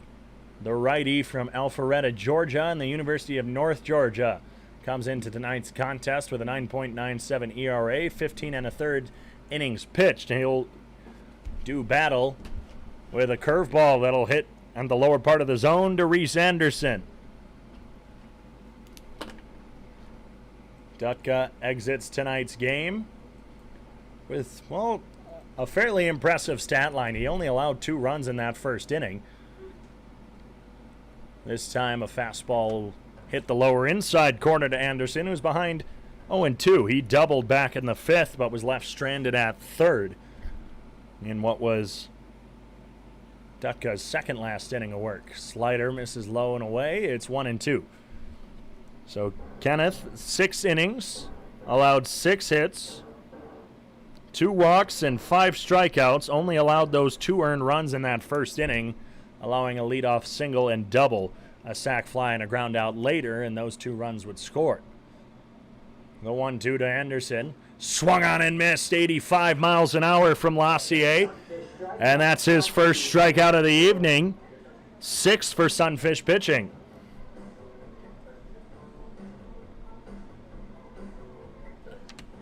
On the season for Lassier, that's his 15th strikeout. He's walked 12 through 15 2/3 innings now. His last outing was 1 1/3 on Sunday's loss. He allowed 3 runs, all in the 9th inning, off 3 hits, 2 walks, and a strikeout. A fastball bounces in the dirt and gets away from Will Olson for ball 1. Justin Cooper, the leadoff man, number 1 on the back, number 1 in the lineup. Steps up. Actually, that was a strike, excuse me.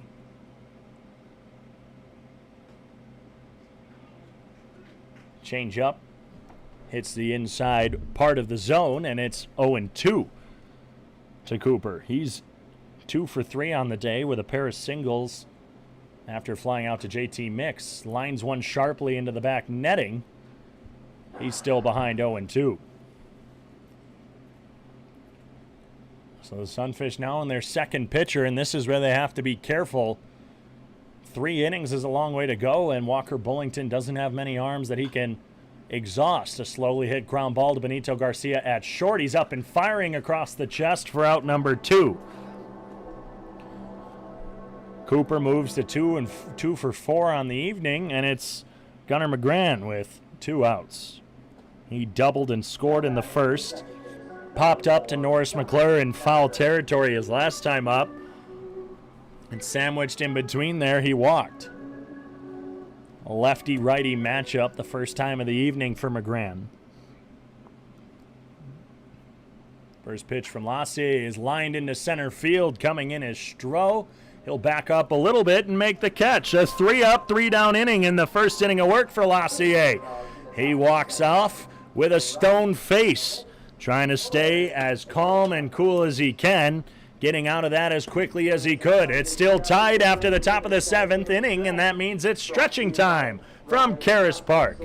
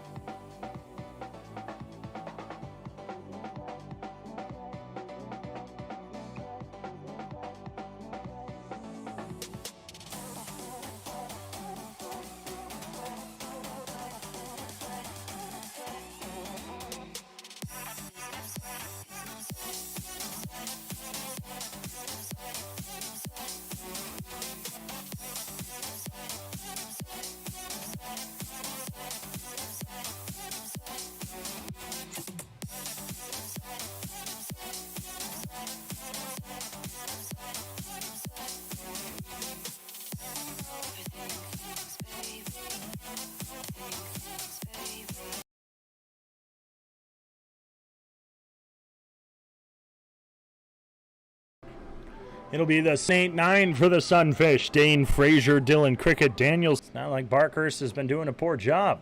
Fastball will just miss away, and it's 1-1.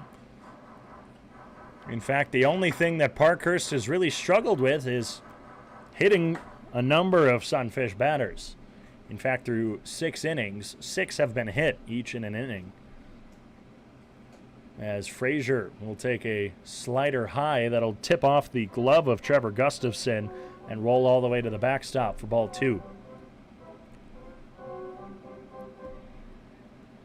And I was mentioned in the bottom of the 6th inning when Will Olson was hit that none of them had looked quite intentional. Most of them have been breaking balls or curve balls. As a hard hit ball over to third is stabbed at by Ethan Moore. The throw over to first will get Frazier for out number 1. The only one really that may have had some intent behind it was Will Olson getting hit with a fastball on the elbow. That looked like it was the most precise. Otherwise, all the other ones have been breaking balls in the back. And now I'm not trying to villainize the Sabre Dogs in any way, shape, or form, because, again, they all could be unintentional. Dylan Cricket Danielson sees a fastball for a ball. Different start to an at-bat for Cricket Danielson. His other 2 were strikes, and then he was hit after this first pitch. Will he get hit again? Will it be 3 times the trifecta? No, it will not. Fastball low and away. He's ahead 2-0. For the first time all game, Dylan Cricket Danielson will see a 3rd pitch. Glory, glory, hallelujah, it's happening. And here's the 2-0 from Parkhurst. He kicks and delivers. This one sharply hit into the glove of Ethan Moore off the hop. The throw over gets Cricket Danielson for out number 2. In his first official at-bat, Cricket Danielson grounds out to Ethan Moore. He is now just 0 for 1 on the day. 3 plate appearances, 0 for 1. It's the first time he was not hit by a pitch. And JT Mix with 2 outs might make this the first inning of the game where a Sunfish is not hit. And I just may have jinxed it as well. Fastball catches the corner of the plate. It's 0-1. Middle infield playing pretty deep on the edge of the grass. JT Mix sees another fastball catch the lower outside corner. He's behind 0-2. 1 for 2 on the day. Singled in the 5th. Grounded into a double play in the 2nd. Here's the 0-2. Chases a ball outside, but it gets away from Gustafson. Mix running down. He just loses to the throw. Gustafson able to recover. Took a bit to throw it down as well, but wanted to make sure he could get it all. A slider outside gets Mix to chase. That's strikeout number 2 on the day for Dominic Parkhurst after 7 full from Karras Park. We're all knotted up at 2 on the Sunfish Radio Network and the Sunfish live stream on YouTube.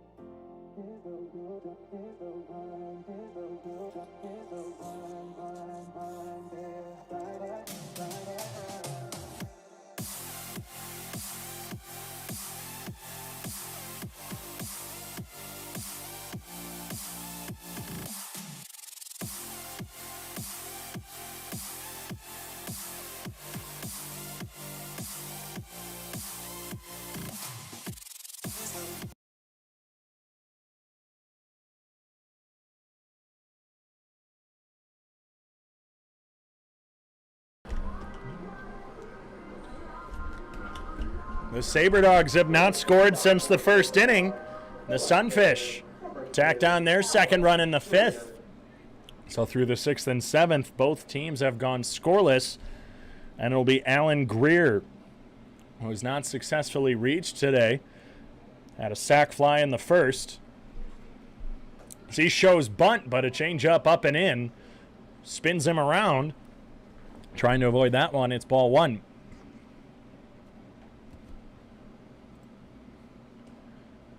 And it's pitch number 10 for Jacob Lassier. He's only thrown 2 balls. That one sharply hit through the hole on the left side for a base hit. Lassier went 3 up, 3 down in the 7th. He will give up a leadoff hit here in the 8th in the form of Alan Greer. First base hit of the day for Greer, who grounded into a fielder's choice and flew out in his 2nd 2 at-bats. Speaking of another 0 for 3, it's Steven Moretto. His last time up, he took the first pitch he saw and lined it directly at Dane Frazier in left. The top of the 8th inning, it's a good time to take a trip around the Expedition League. We spoke earlier as Moretto swings and misses on a fastball down the heart of the plate. But the Sasquatch took game 1 of the doubleheader against the Sodbusters 12-5 from historic Moeller Field in Fremont between the Moo and the Pioneers. It says they're still in pregame, so I'll try and get a score on that. Sharply hit ground ball to Norris McClure. JT Mix fires it over to first. Not in time. The throw from Norris McClure had Mix stretching towards the left field side of second base. So he had to not only recover, but then throw over to first, and that throw just wasn't in time. It'll be a 5-4 fielder's choice, getting Alan Greer, so Steven Moretto reaches on the fielder's choice, and there's 1 out with still a runner on first for Taylor Justice. He's 0 for 3. Reached on an error last inning. Or excuse me, not last inning, the 6th inning. It seems like it was the last inning as the 7th just flew by. 6 up, 6 down. Fastball will miss just a bit in as Justice looks like he has something in his eye. Was pawing at his left eye. Got it out in time, looks like, and we're all good. So we'll try and find the update on the Moo Pioneers game because that's a very important game for the Sunfish and Sunfish fans alike. Fastball up and in, ducking out of the way is Justice. He's ahead 2-0. In game 2 from Black Hills Energy Stadium, top of the 1st, the Sodbusters are already on the board. They lead 1 nothing over the Sasquatch. Sasquatch haven't had their first at-bats yet. Fastball will miss low, and Will Olson will call time to talk to his pitcher. 83-mile-an-hour fastball there for Lassier. He's behind 3-0 to Justice. In the bottom of the first inning from Three Legends Field, the Mining City Tommyknockers and Pier Trappers are scoreless. We're just underway at Wolf Field as well in Idaho. The Casper Horseheads and Canyon County Spuds have yet to score. And in the bottom of the sixth from Kraft Field in Grand Forks, North Dakota, the Badlands Big Sticks lead the home Wheat City Whiskey Jacks 4-0. The Whiskey Jacks took the game against the Big Sticks yesterday. The 3-0 misses low, and Lassier has walked his first batter.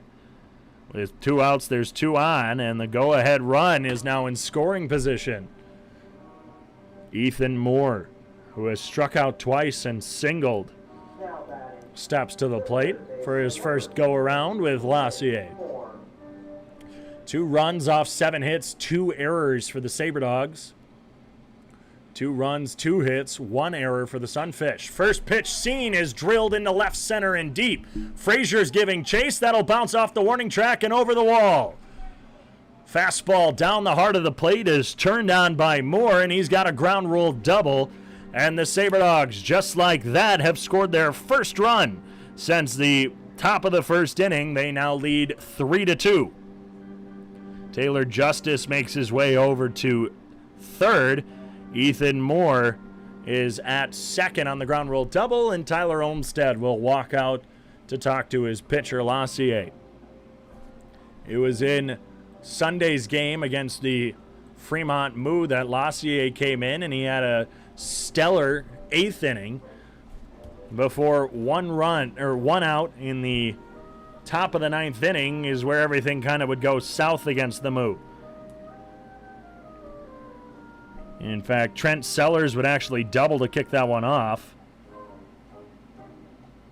in the 9th inning. And then a couple walks, a single, and a strikeout would end up pulling Lassier out for Austin Oblas. Lassier would be credited with 3 runs to tie the game, and Oblas would surrender the go-ahead run. Sunfish would tie it up in the bottom of that 9th inning and end up losing by 2 at the end of the ball game. So Lassier coming in, having a stellar 7th inning, 3 up, 3 down. Allowed a leadoff base hit and a crucial throwing mistake by Norris McClure. It wasn't a throwing mistake, but he usually doesn't have problems throwing from his spot at third to second. JT Miggs having to stretch with all his might to keep his toe on to try and turn the double play, but nothing was happening. The infield creeping in when a fastball is taken for a strike by Jared Breedwell, who's 1 for 2 with a single and grounded into a double play, walked back in the 6th inning. 1 out, 2 runners in scoring position here in the top of the 8th inning. The Sabre Dogs lead 3-2 now. Slider will catch the lower outside part of the zone, and it's 0-2. Got a few Sabre Dogs fans in the front row. They were disagreeing with that call. Got claps from the Sunfish faithful in attendance.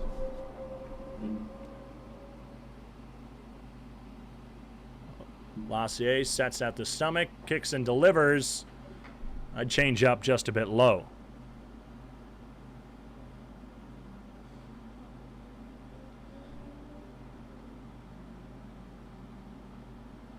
We have the Outdoor Boys listening from Berwick, Louisiana, rooting for Zeph Hoffpower. Thanks for listening to the Sunfish broadcast. The 1-2 drops in just a bit low and in. It's 2-2. From Fountain Valley, California, Maureen Hicks, rooting for the Sabre Dogs. Thank you for listening. And Terry and Bob Flint from Calcutta, Ohio, watching Ethan Moore and the Sabre Dogs. Thank you to Sabre Dogs and Sunfish fans alike tuning into tonight's broadcast on the Sioux Falls Sunfish Radio Network and the Sunfish live stream on YouTube. Top of the 8th inning, 2-2 count to Jared Breedwell with 2 runners on. Ethan Moore at second, Taylor Justice at third with 1 out. This one's sailed out of play off the bat. Of Jared Breedwell for another foul ball presented by Keg Chicken. Order it, eat it, crave it. Keg Chicken. Now, for all of those of you who are listening across the United States, we got those from California, Ohio, Louisiana, all of you guys. If you ever make your way up to Sioux Falls, make sure you get some Keg Chicken. Tell them David sent you. Curveball misses low, and after being down 0-2, Jared Breedwell has fought back to a full count. After starting off the inning, he was in the count with Alan Greer at just 10 pitches, and Jacob Lassier is now up to 24. But on the 25th, he gets a swing out of Breedwell, and Breedwell misses. Strikeout number 2 for Jacob Lassier. 7 on the night for Sunfish pitching. There's now 2 away in the top of the 8th inning. Trevor Gustafson in his first game as a Souris Valley Sabre Dog. Check that. We have a new batter. Gustafson has gone 0 for 3 in his first night as a Sabre Dog. But we will have a new batter, a lefty, against the righty Lassier, number 7, Drew Miller out of Wichita State University. Number 7, Drew Miller. He's going to be our beer batter for this inning. So if he strikes out, beer will be. So Drew Miller out of Pryor, Oklahoma, out of Wichita State, batting .263 after last night's 1 for 5 performance. He struck out twice, but had a double. And with 27 RBIs and 2 in scoring position, a nice move here by Sabre Dogs coaching. Curveball will be caught. Will Olson asking for the peel. Alex Shoemaker points out. Bubbles says no. It's 1-0. Now, while the clouds are still up in the air, we can tell that the sun is officially down. It's gotten quite darker here in Sioux Falls at Karras Park. Lassier will step off. JT Mix over at second, playing on the edge of the outfield grass. Benito Garcia backing up to match his partner. The 1-0 is skyrocketed over to third base. Norris McClure, tiptoeing into foul territory, will make the catch at the chest. Give a little knuckles to Lassier. 1 run will cross off of the ground roll double by Ethan Moore. No errors, 2 left on base. And the Sabre Dogs take the lead again. It's 3-2 after the top of the 8th inning.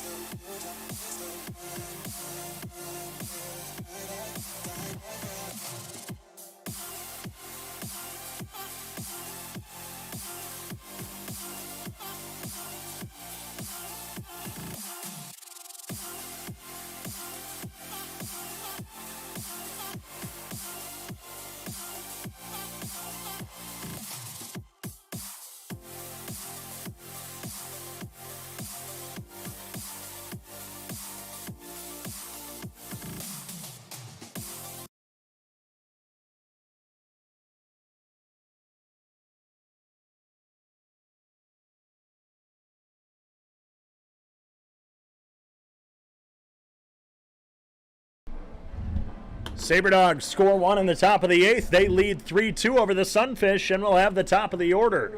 The 1-2-3, Garcia, Schro, and McClure due up. They'll still be facing Dominic Parkhurst. He's still out on the mound, but he's got a new catcher. Trevor Gustafson was pinch hit for by Drew Miller. Cullen Hannigan is now in, calling the signs behind the dish. Benito Garcia, 1 for 3 with his single and a run back in the first inning. He grounds this one sharply through the hole on the left side. Make that 2 for 4 with a leadoff single on the first pitch he sees from Dominic Parkhurst. Parkhurst's longest outing was 7 innings, and that was back on May 25th. The longest he has gone since then was 6 1/3, which was on June 18th. Otherwise, he's gone 5 innings. Mitch Stroh, who struck out in the 5th after being hit twice, in the first and third. Now is up with no outs and a runner on first. Parkhurst is up to just 84 pitches through 7 innings. Bunt is shown as Stroh pops one up over the netting into the grandstand, for strike one. The corners were charging in. We're not ready for the bunt by Stroh. He's usually good at laying them down. Just got a bit underneath that one. He's behind 0-1. So the Sabre Dogs had not scored since the first inning. They put up 1 in the 8th after a double play went awry, and it would just turn into a fielder's choice. The man who would have grounded into the double play but instead reached on a fielder's choice was Steven Moretto, who would end up scoring the go-ahead run. Stroh showed bunt again. Instead, he'll take a slider low and away. It's 1-1. He quickly showed that bunt before pulling back.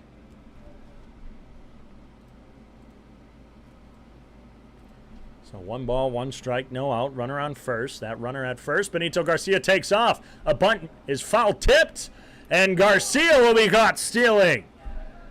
I don't know how. He was in there. He got tagged at about the knee, but he'll be running back, and Mitch Stroh is behind 1-2 now as he missed the bunt. Garcia's a speedy guy. Cullen Hannigan, who's now behind the plate, has a very good arm. As he was shown last night, caught a few sunfish. But that one, I don't think he got him. Here's the 1-2 to Stroh, taken low and away on the fastball, 2-2. Sunfish lead the Expedition League in caught stealing. 55th time this season. Here's the 2-2 to Stroh.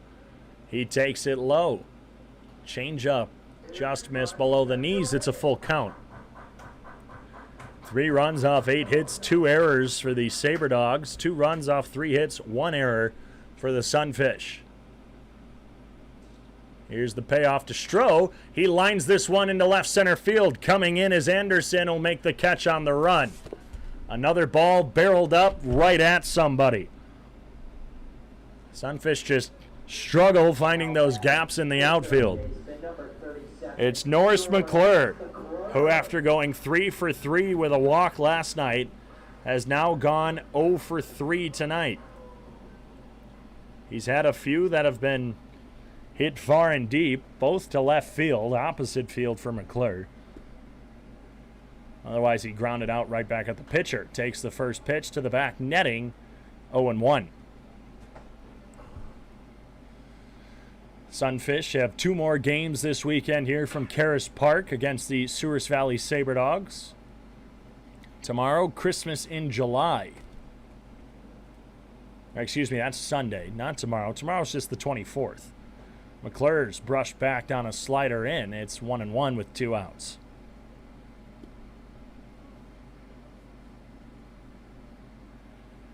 .635 first pitch tomorrow, and then Sunday they close out the series. 6:35 once again from Karras Park. Come on out, enjoy some beer, enjoy some baseball. This one's ripped into center field. A sharp liner, and McClure is back on the board with a hit. That one got by everybody. He extends his hitting streak to 3 now. Dating back to Sunday against the Moo, where he went 2 for 6, and last night where he went 3 for 4. Will Olson will come up, but not before a mound visit by the Sabre Dogs. Dominic Parkhurst allowing his 4th hit of the game, is now up to 91 pitches, and that just might be it. It will. Parkhurst comes out after 7 2/3 innings, 91 pitches. And to close out the game, the Sabre Dogs will bring in a new arm. Who will Alex Miklos go with? Well, we'll tell you after the break on the Sunfish Radio Network and the Sunfish live stream on YouTube.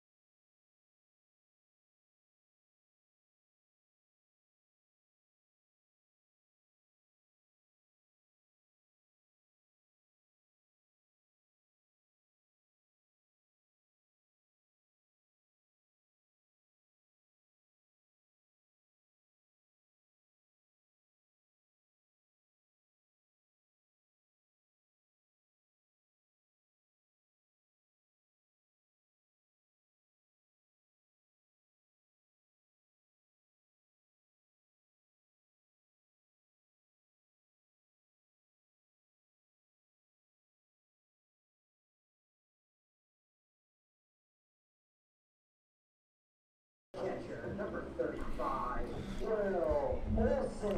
Will Olson will be the first one to face Aaron Suval from Glendale, California Community College.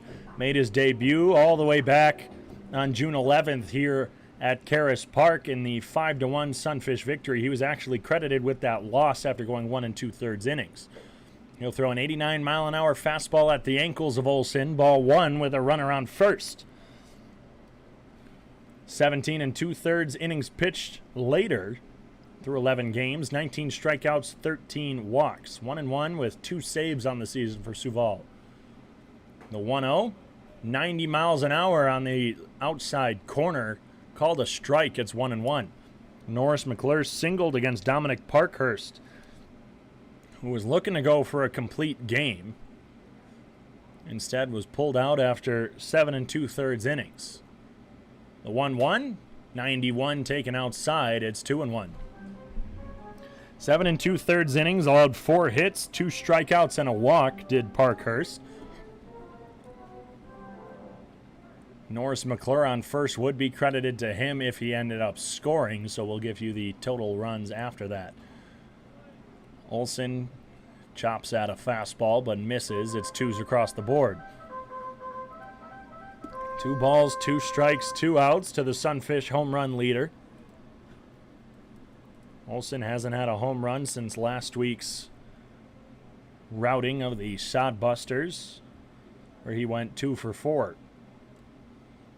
There goes McClure, and the pitch is called strike 3 on the outside corner. Olson took it. He looked like he was about to swing, but instead held up. Strike 3 either way, and Suval gets out of the inning. No runs off 1 hit, no errors, 1 left on base. We head to the final inning with the Sunfish trailing by 1 to the Sabre Dogs when we return.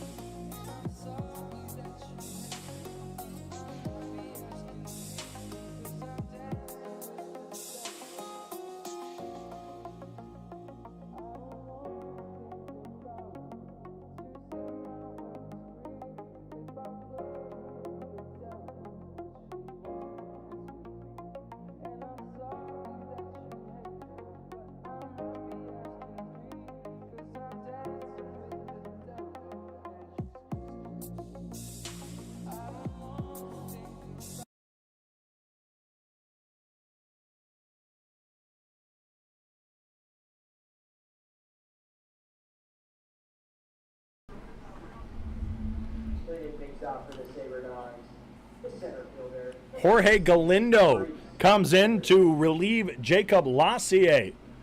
Lassier would go 2 innings, allow just 2 hits, but one of them, the crucial RBI ground rule double, that would put the Sabre Dogs ahead 3-2 as we enter the top of the 9th inning. Reese Anderson leads off, taking a fastball inside for a strike.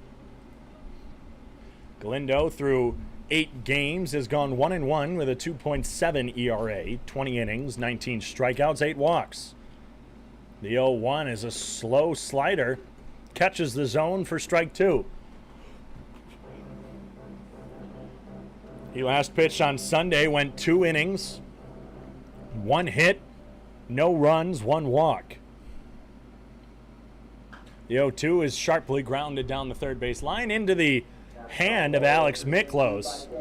That foul ball presented by Keg Chicken. Order it, eat it, crave it.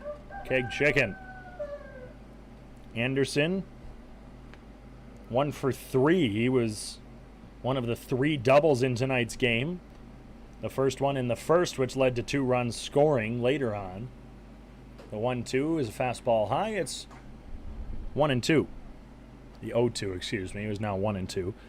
The double in the fifth would just put the first runner on. Anderson would end up at third on the single by Justin Cooper and would be left there.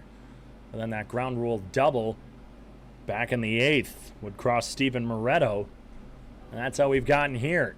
Anderson fights off another breaking ball. It's still 1-2. Still have no word yet from Fremont. Their point streak says they're still in pregame, and I've clicked on it. It says nothing. I'll check their Twitter. The 1-2 swung on early but fouled off.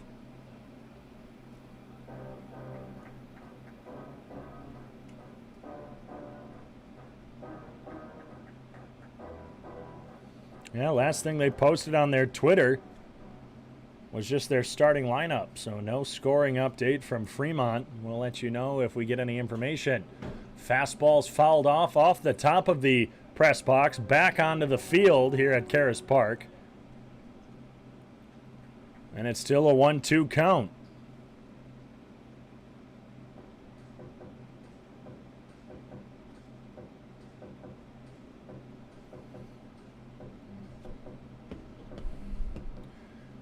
The Sunfish and the Sabre Dogs are no strangers to going to extra innings. Or the Sunfish are also no strangers to walking anything off against the Sabre Dogs.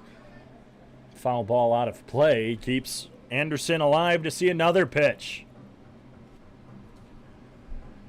That was pitch number 7 for Jorge Galindo. And, well, all 7 have been in this at-bat. That's right, 6 strikes and 1 ball have kept it at a 1-2 count. The 1-2 again, got him on the changeup outside, or excuse me, a slider, not a changeup. I just got so excited on it. Strikeout number 8 for Sunfish pitching this evening. Strikeout number 1 for Galindo. The Sunfish average 8.6 strikeouts a game, so just under 9. They're already up to 8. Well, the Sabre Dogs are usually just striking out about 6.5 times a game. Curveball drops in. Looked like originally it was going to hit Justin Cooper, but broke into the zone. 67 from Galindo. Here's the 0-1. Fastball taken high. It's 1-1. And we got Uno's Wild. Cooper's number 1, ball 1, strike 1, out 1. Uno's Wild. This one's taken high to right field. Dylan Cricket Danielson will camp underneath that one for out number 2. 2 outs. Top of the 9th inning for Gunnar McGran. Now batting the second baseman, number 4, Gunnar McGran. The Sabre Dogs are leading by 1 in the top of the 9th. And again, I kind of got to it. Sunfish only walk-off of the season came against the Sabre Dogs way back in the early days of June. First pitch seen. The fastball in. It's strike 1.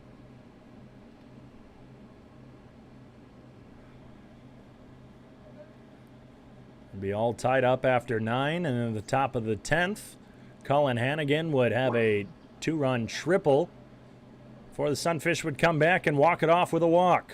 Curveball outside is swung on and missed for strike 2.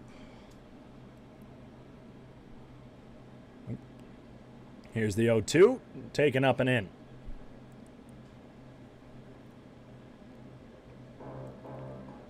So after an 8-pitch at-bat to Reese Anderson, Galindo's only thrown 6 pitches, and on pitch number 7 since then, it's popped up to Dane Frazier in left, a 3-up, 3-down inning. It looked like it was going to be dangerous with Reese Anderson's 8-pitch at-bat, but Jorge Galindo makes quick work after that. 3-up, 3-down in the top of the 9th. The Sunfish trail by 1. They've walked it off against the Sabre Dogs here at Karras Park once before. Can they do it again? They'll see. Standing in their way is Aaron Sioux Falls, Zeph Hoffbauer, Carter Tibbetts, Dane Frazier. Due up.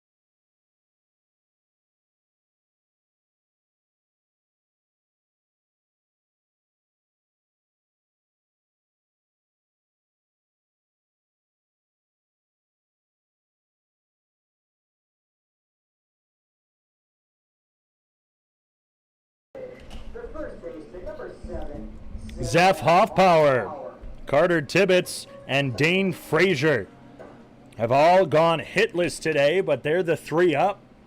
Down by 1 in the 9th. Hoffbauer takes an 88-mile-an-hour fastball inside for ball 1. 6 times have the Sunfish been hit today. One of them is Zeph Hoffbauer. And wearing one this late in the game might not be the worst. He has a high chopper down the third base line, but it'll be backstabbed by Ethan Moore in foul territory, evening the count at 1-1.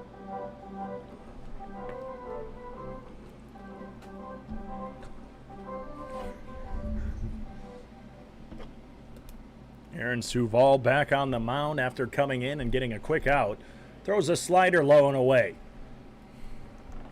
81-mile-an-hour slider in the Expedition League. Holy cow. The 2-1 is grounded sharply down the third base line, just to the left of third base. Foul once more, and the count's even at 2. And Hoffbauer breaks his bat. He brings his arms up in frustration. I think if there's a record for most broken bats, well, if there's a record for most broken bats in the Expedition League, it definitely is the Sioux Falls Sunfish. I don't even know what the count is at this point. And if there's a broken bat record on the Sunfish squad, I could be wrong. I'm pretty sure it'd be Zeph.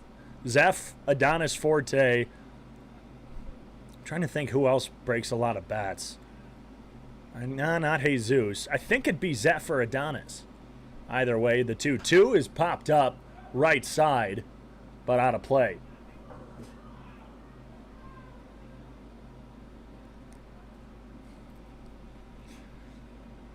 No outs, Sunfish trail by 1 in the bottom of the 9th inning.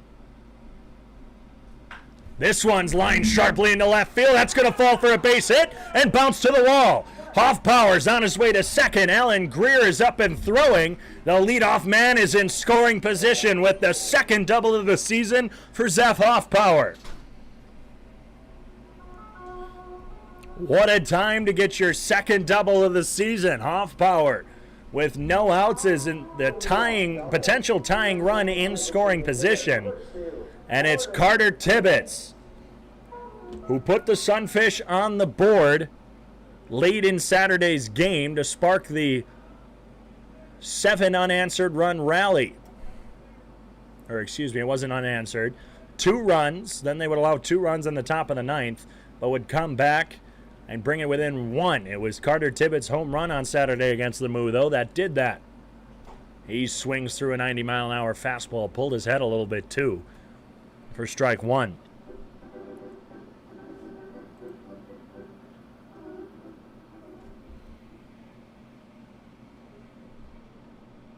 No balls, 1 strike to Tibbetts, who has a walk and reached on a fielder's choice. Grounds one through the hole. Hoffpower's going to round third. Coming up is Greer. The throw in is going to be cut off, and it's a tie ball game. Justin Cooper at short was covering second to hold on Zeph Hoffpower, so there was just a wide gap in the hole at shortstop, one you could drive a semi through. Carter Tibbetts saw that, took advantage of it, and drove in Zeph Hoffpower with an RBI single to tie the ball game here in the 9th. No outs. The potential game-winning run is on first for Dane Frazier.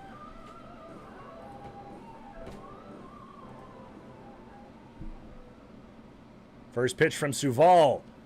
It's a curveball taken on the outside corner for strike one. All 3 guys who were leading off this inning had not had a hit this game, and so far both of them have gotten their first hits. Frazier swings through another curveball. It's 0-2.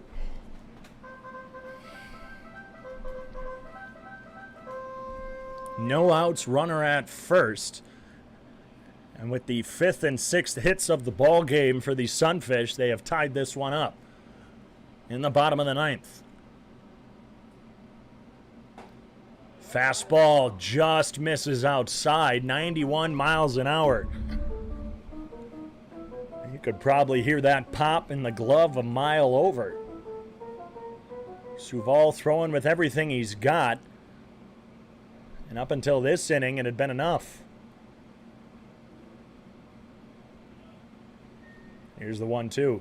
Taken outside again in the left-handed batter's box. A fastball missing a little bit more outside that time.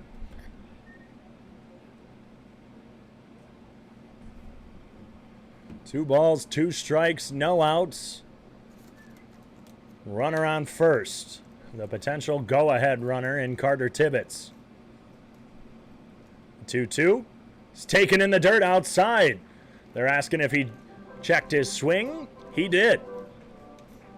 Dane Frazier, who was behind 0-2, has taken 3 straight balls and has a full count with a runner on.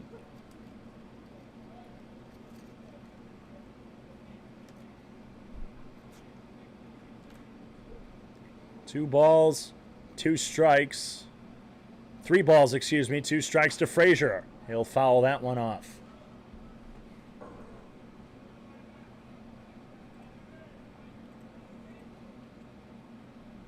Six pitches in this at-bat.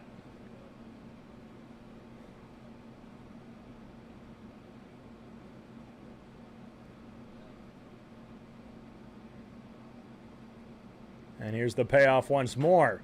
That's lined into right field for a base hit. Tibbetts is rounding second, heading for third. Breedwell's throw will be cut off by Gunnar McGran, excuse me.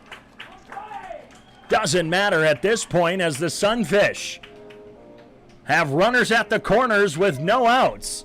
And Dylan Cricket Danielson just needs a base hit, and the Sunfish go home winners.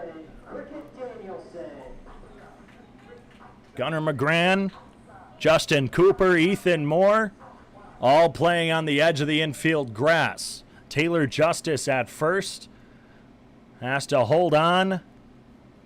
Dane Frazier, and instead Cullen Hannigan will signal for the intentional walk to get the force out at any base instead of just having runners at the corners. Does this sound a little familiar?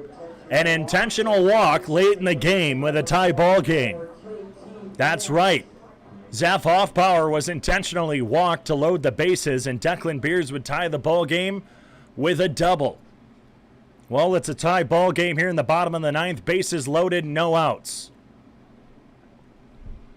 Carter Tibbetts 90 feet away. Mitch Stroh fouls off the first pitch he sees. And if that intentional walk doesn't do enough for you after that double with first base open and second and third occupied, they would walk another to load them, and Norris McClure would just draw the normal walk to walk it off against the Sabre Dogs. The Sunfish are 1-2 in extra innings, but they're not in extras. Mitch Stroh is almost hit. Would have been the third time in the game, or JT Mix, excuse me. It's not Mitch Stroh, my mistake. The two Augustana players. JT Mix almost gets hit. He's 1 for 3 on the day.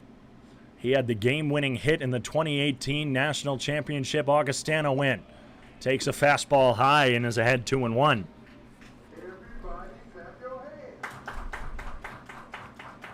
JT said on the Fish Tank podcast last weekend that game-winning hit in that national championship just felt like any other ordinary game to him. The 2-1, grounded up in the right field, and JT Mix walks it off here at Karras. He had the game-winning hit in the 2018 National Championship, and tonight he walks it off against the Sabre Dogs. 4-3 your final. The Sunfish take a 2-0 lead in the series, and they now improve to 13-6 in the second half. The Sunfish scored 2 in the bottom of the ninth in response to that late inning run given up in the eighth. The first 4 up here in the ninth inning had not had a hit all game. Zeph Hoffpower led things off with a double. Carter Tibbetts would score him with a single. Dane Frazier would advance the two of them with a single of his own and put runners at the corners. An intentional walk to Dylan Cricket Danielson would bring up JT Mix. Set the stage. He'd been there before on a much larger scale, and both times he delivered. JT Mix walks it off in the ninth inning to give the Sunfish their 4-3 win. They have now won back-to-back against the Sabre Dogs heading into tomorrow, Game 3 against the Sabre Dogs. Final time, 8:59. 2 hours and 23 minutes on this one. The Sunfish win this one again. 3 runs off 8 hits, 2 errors for the Souris Valley Sabre Dogs. They left 2, 4, 6, 8 left on base. The Sunfish get the win with 4 runs off 8 hits, 1 error. They left 1, 2, 3, 4, 5 left on base this game. Your winning pitcher, Jorge Galindo. He came in, went 3 up, 3 down in the ninth inning, and gets the win. After Jacob Lassier allowed that go-ahead run in the eighth, it wasn't his fault. It was just some balls that were hit where the outfielders weren't, and that's all you can do as a baseball player. But Jacob Lassier and Kenneth Dutka both having great outings tonight for the Sunfish. The loss goes to Aaron Suval. Came in to get 1 out in the bottom of the 8th inning after starter Dominic Parkhurst could only go 7 2/3. Parkhurst would give up 2 runs, and so would Suval. And it's those 2 runs by Suval in the bottom of the 9th inning that give the Sunfish their second walk-off of the season. Your Sunfish improved to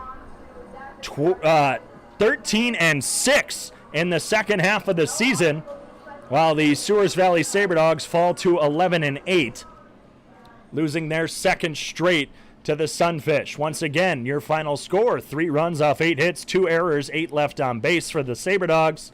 4 runs, including the go-ahead Carter Tibbetts off of the single by JT Mix off 8 hits, 1 error, 5 left on base.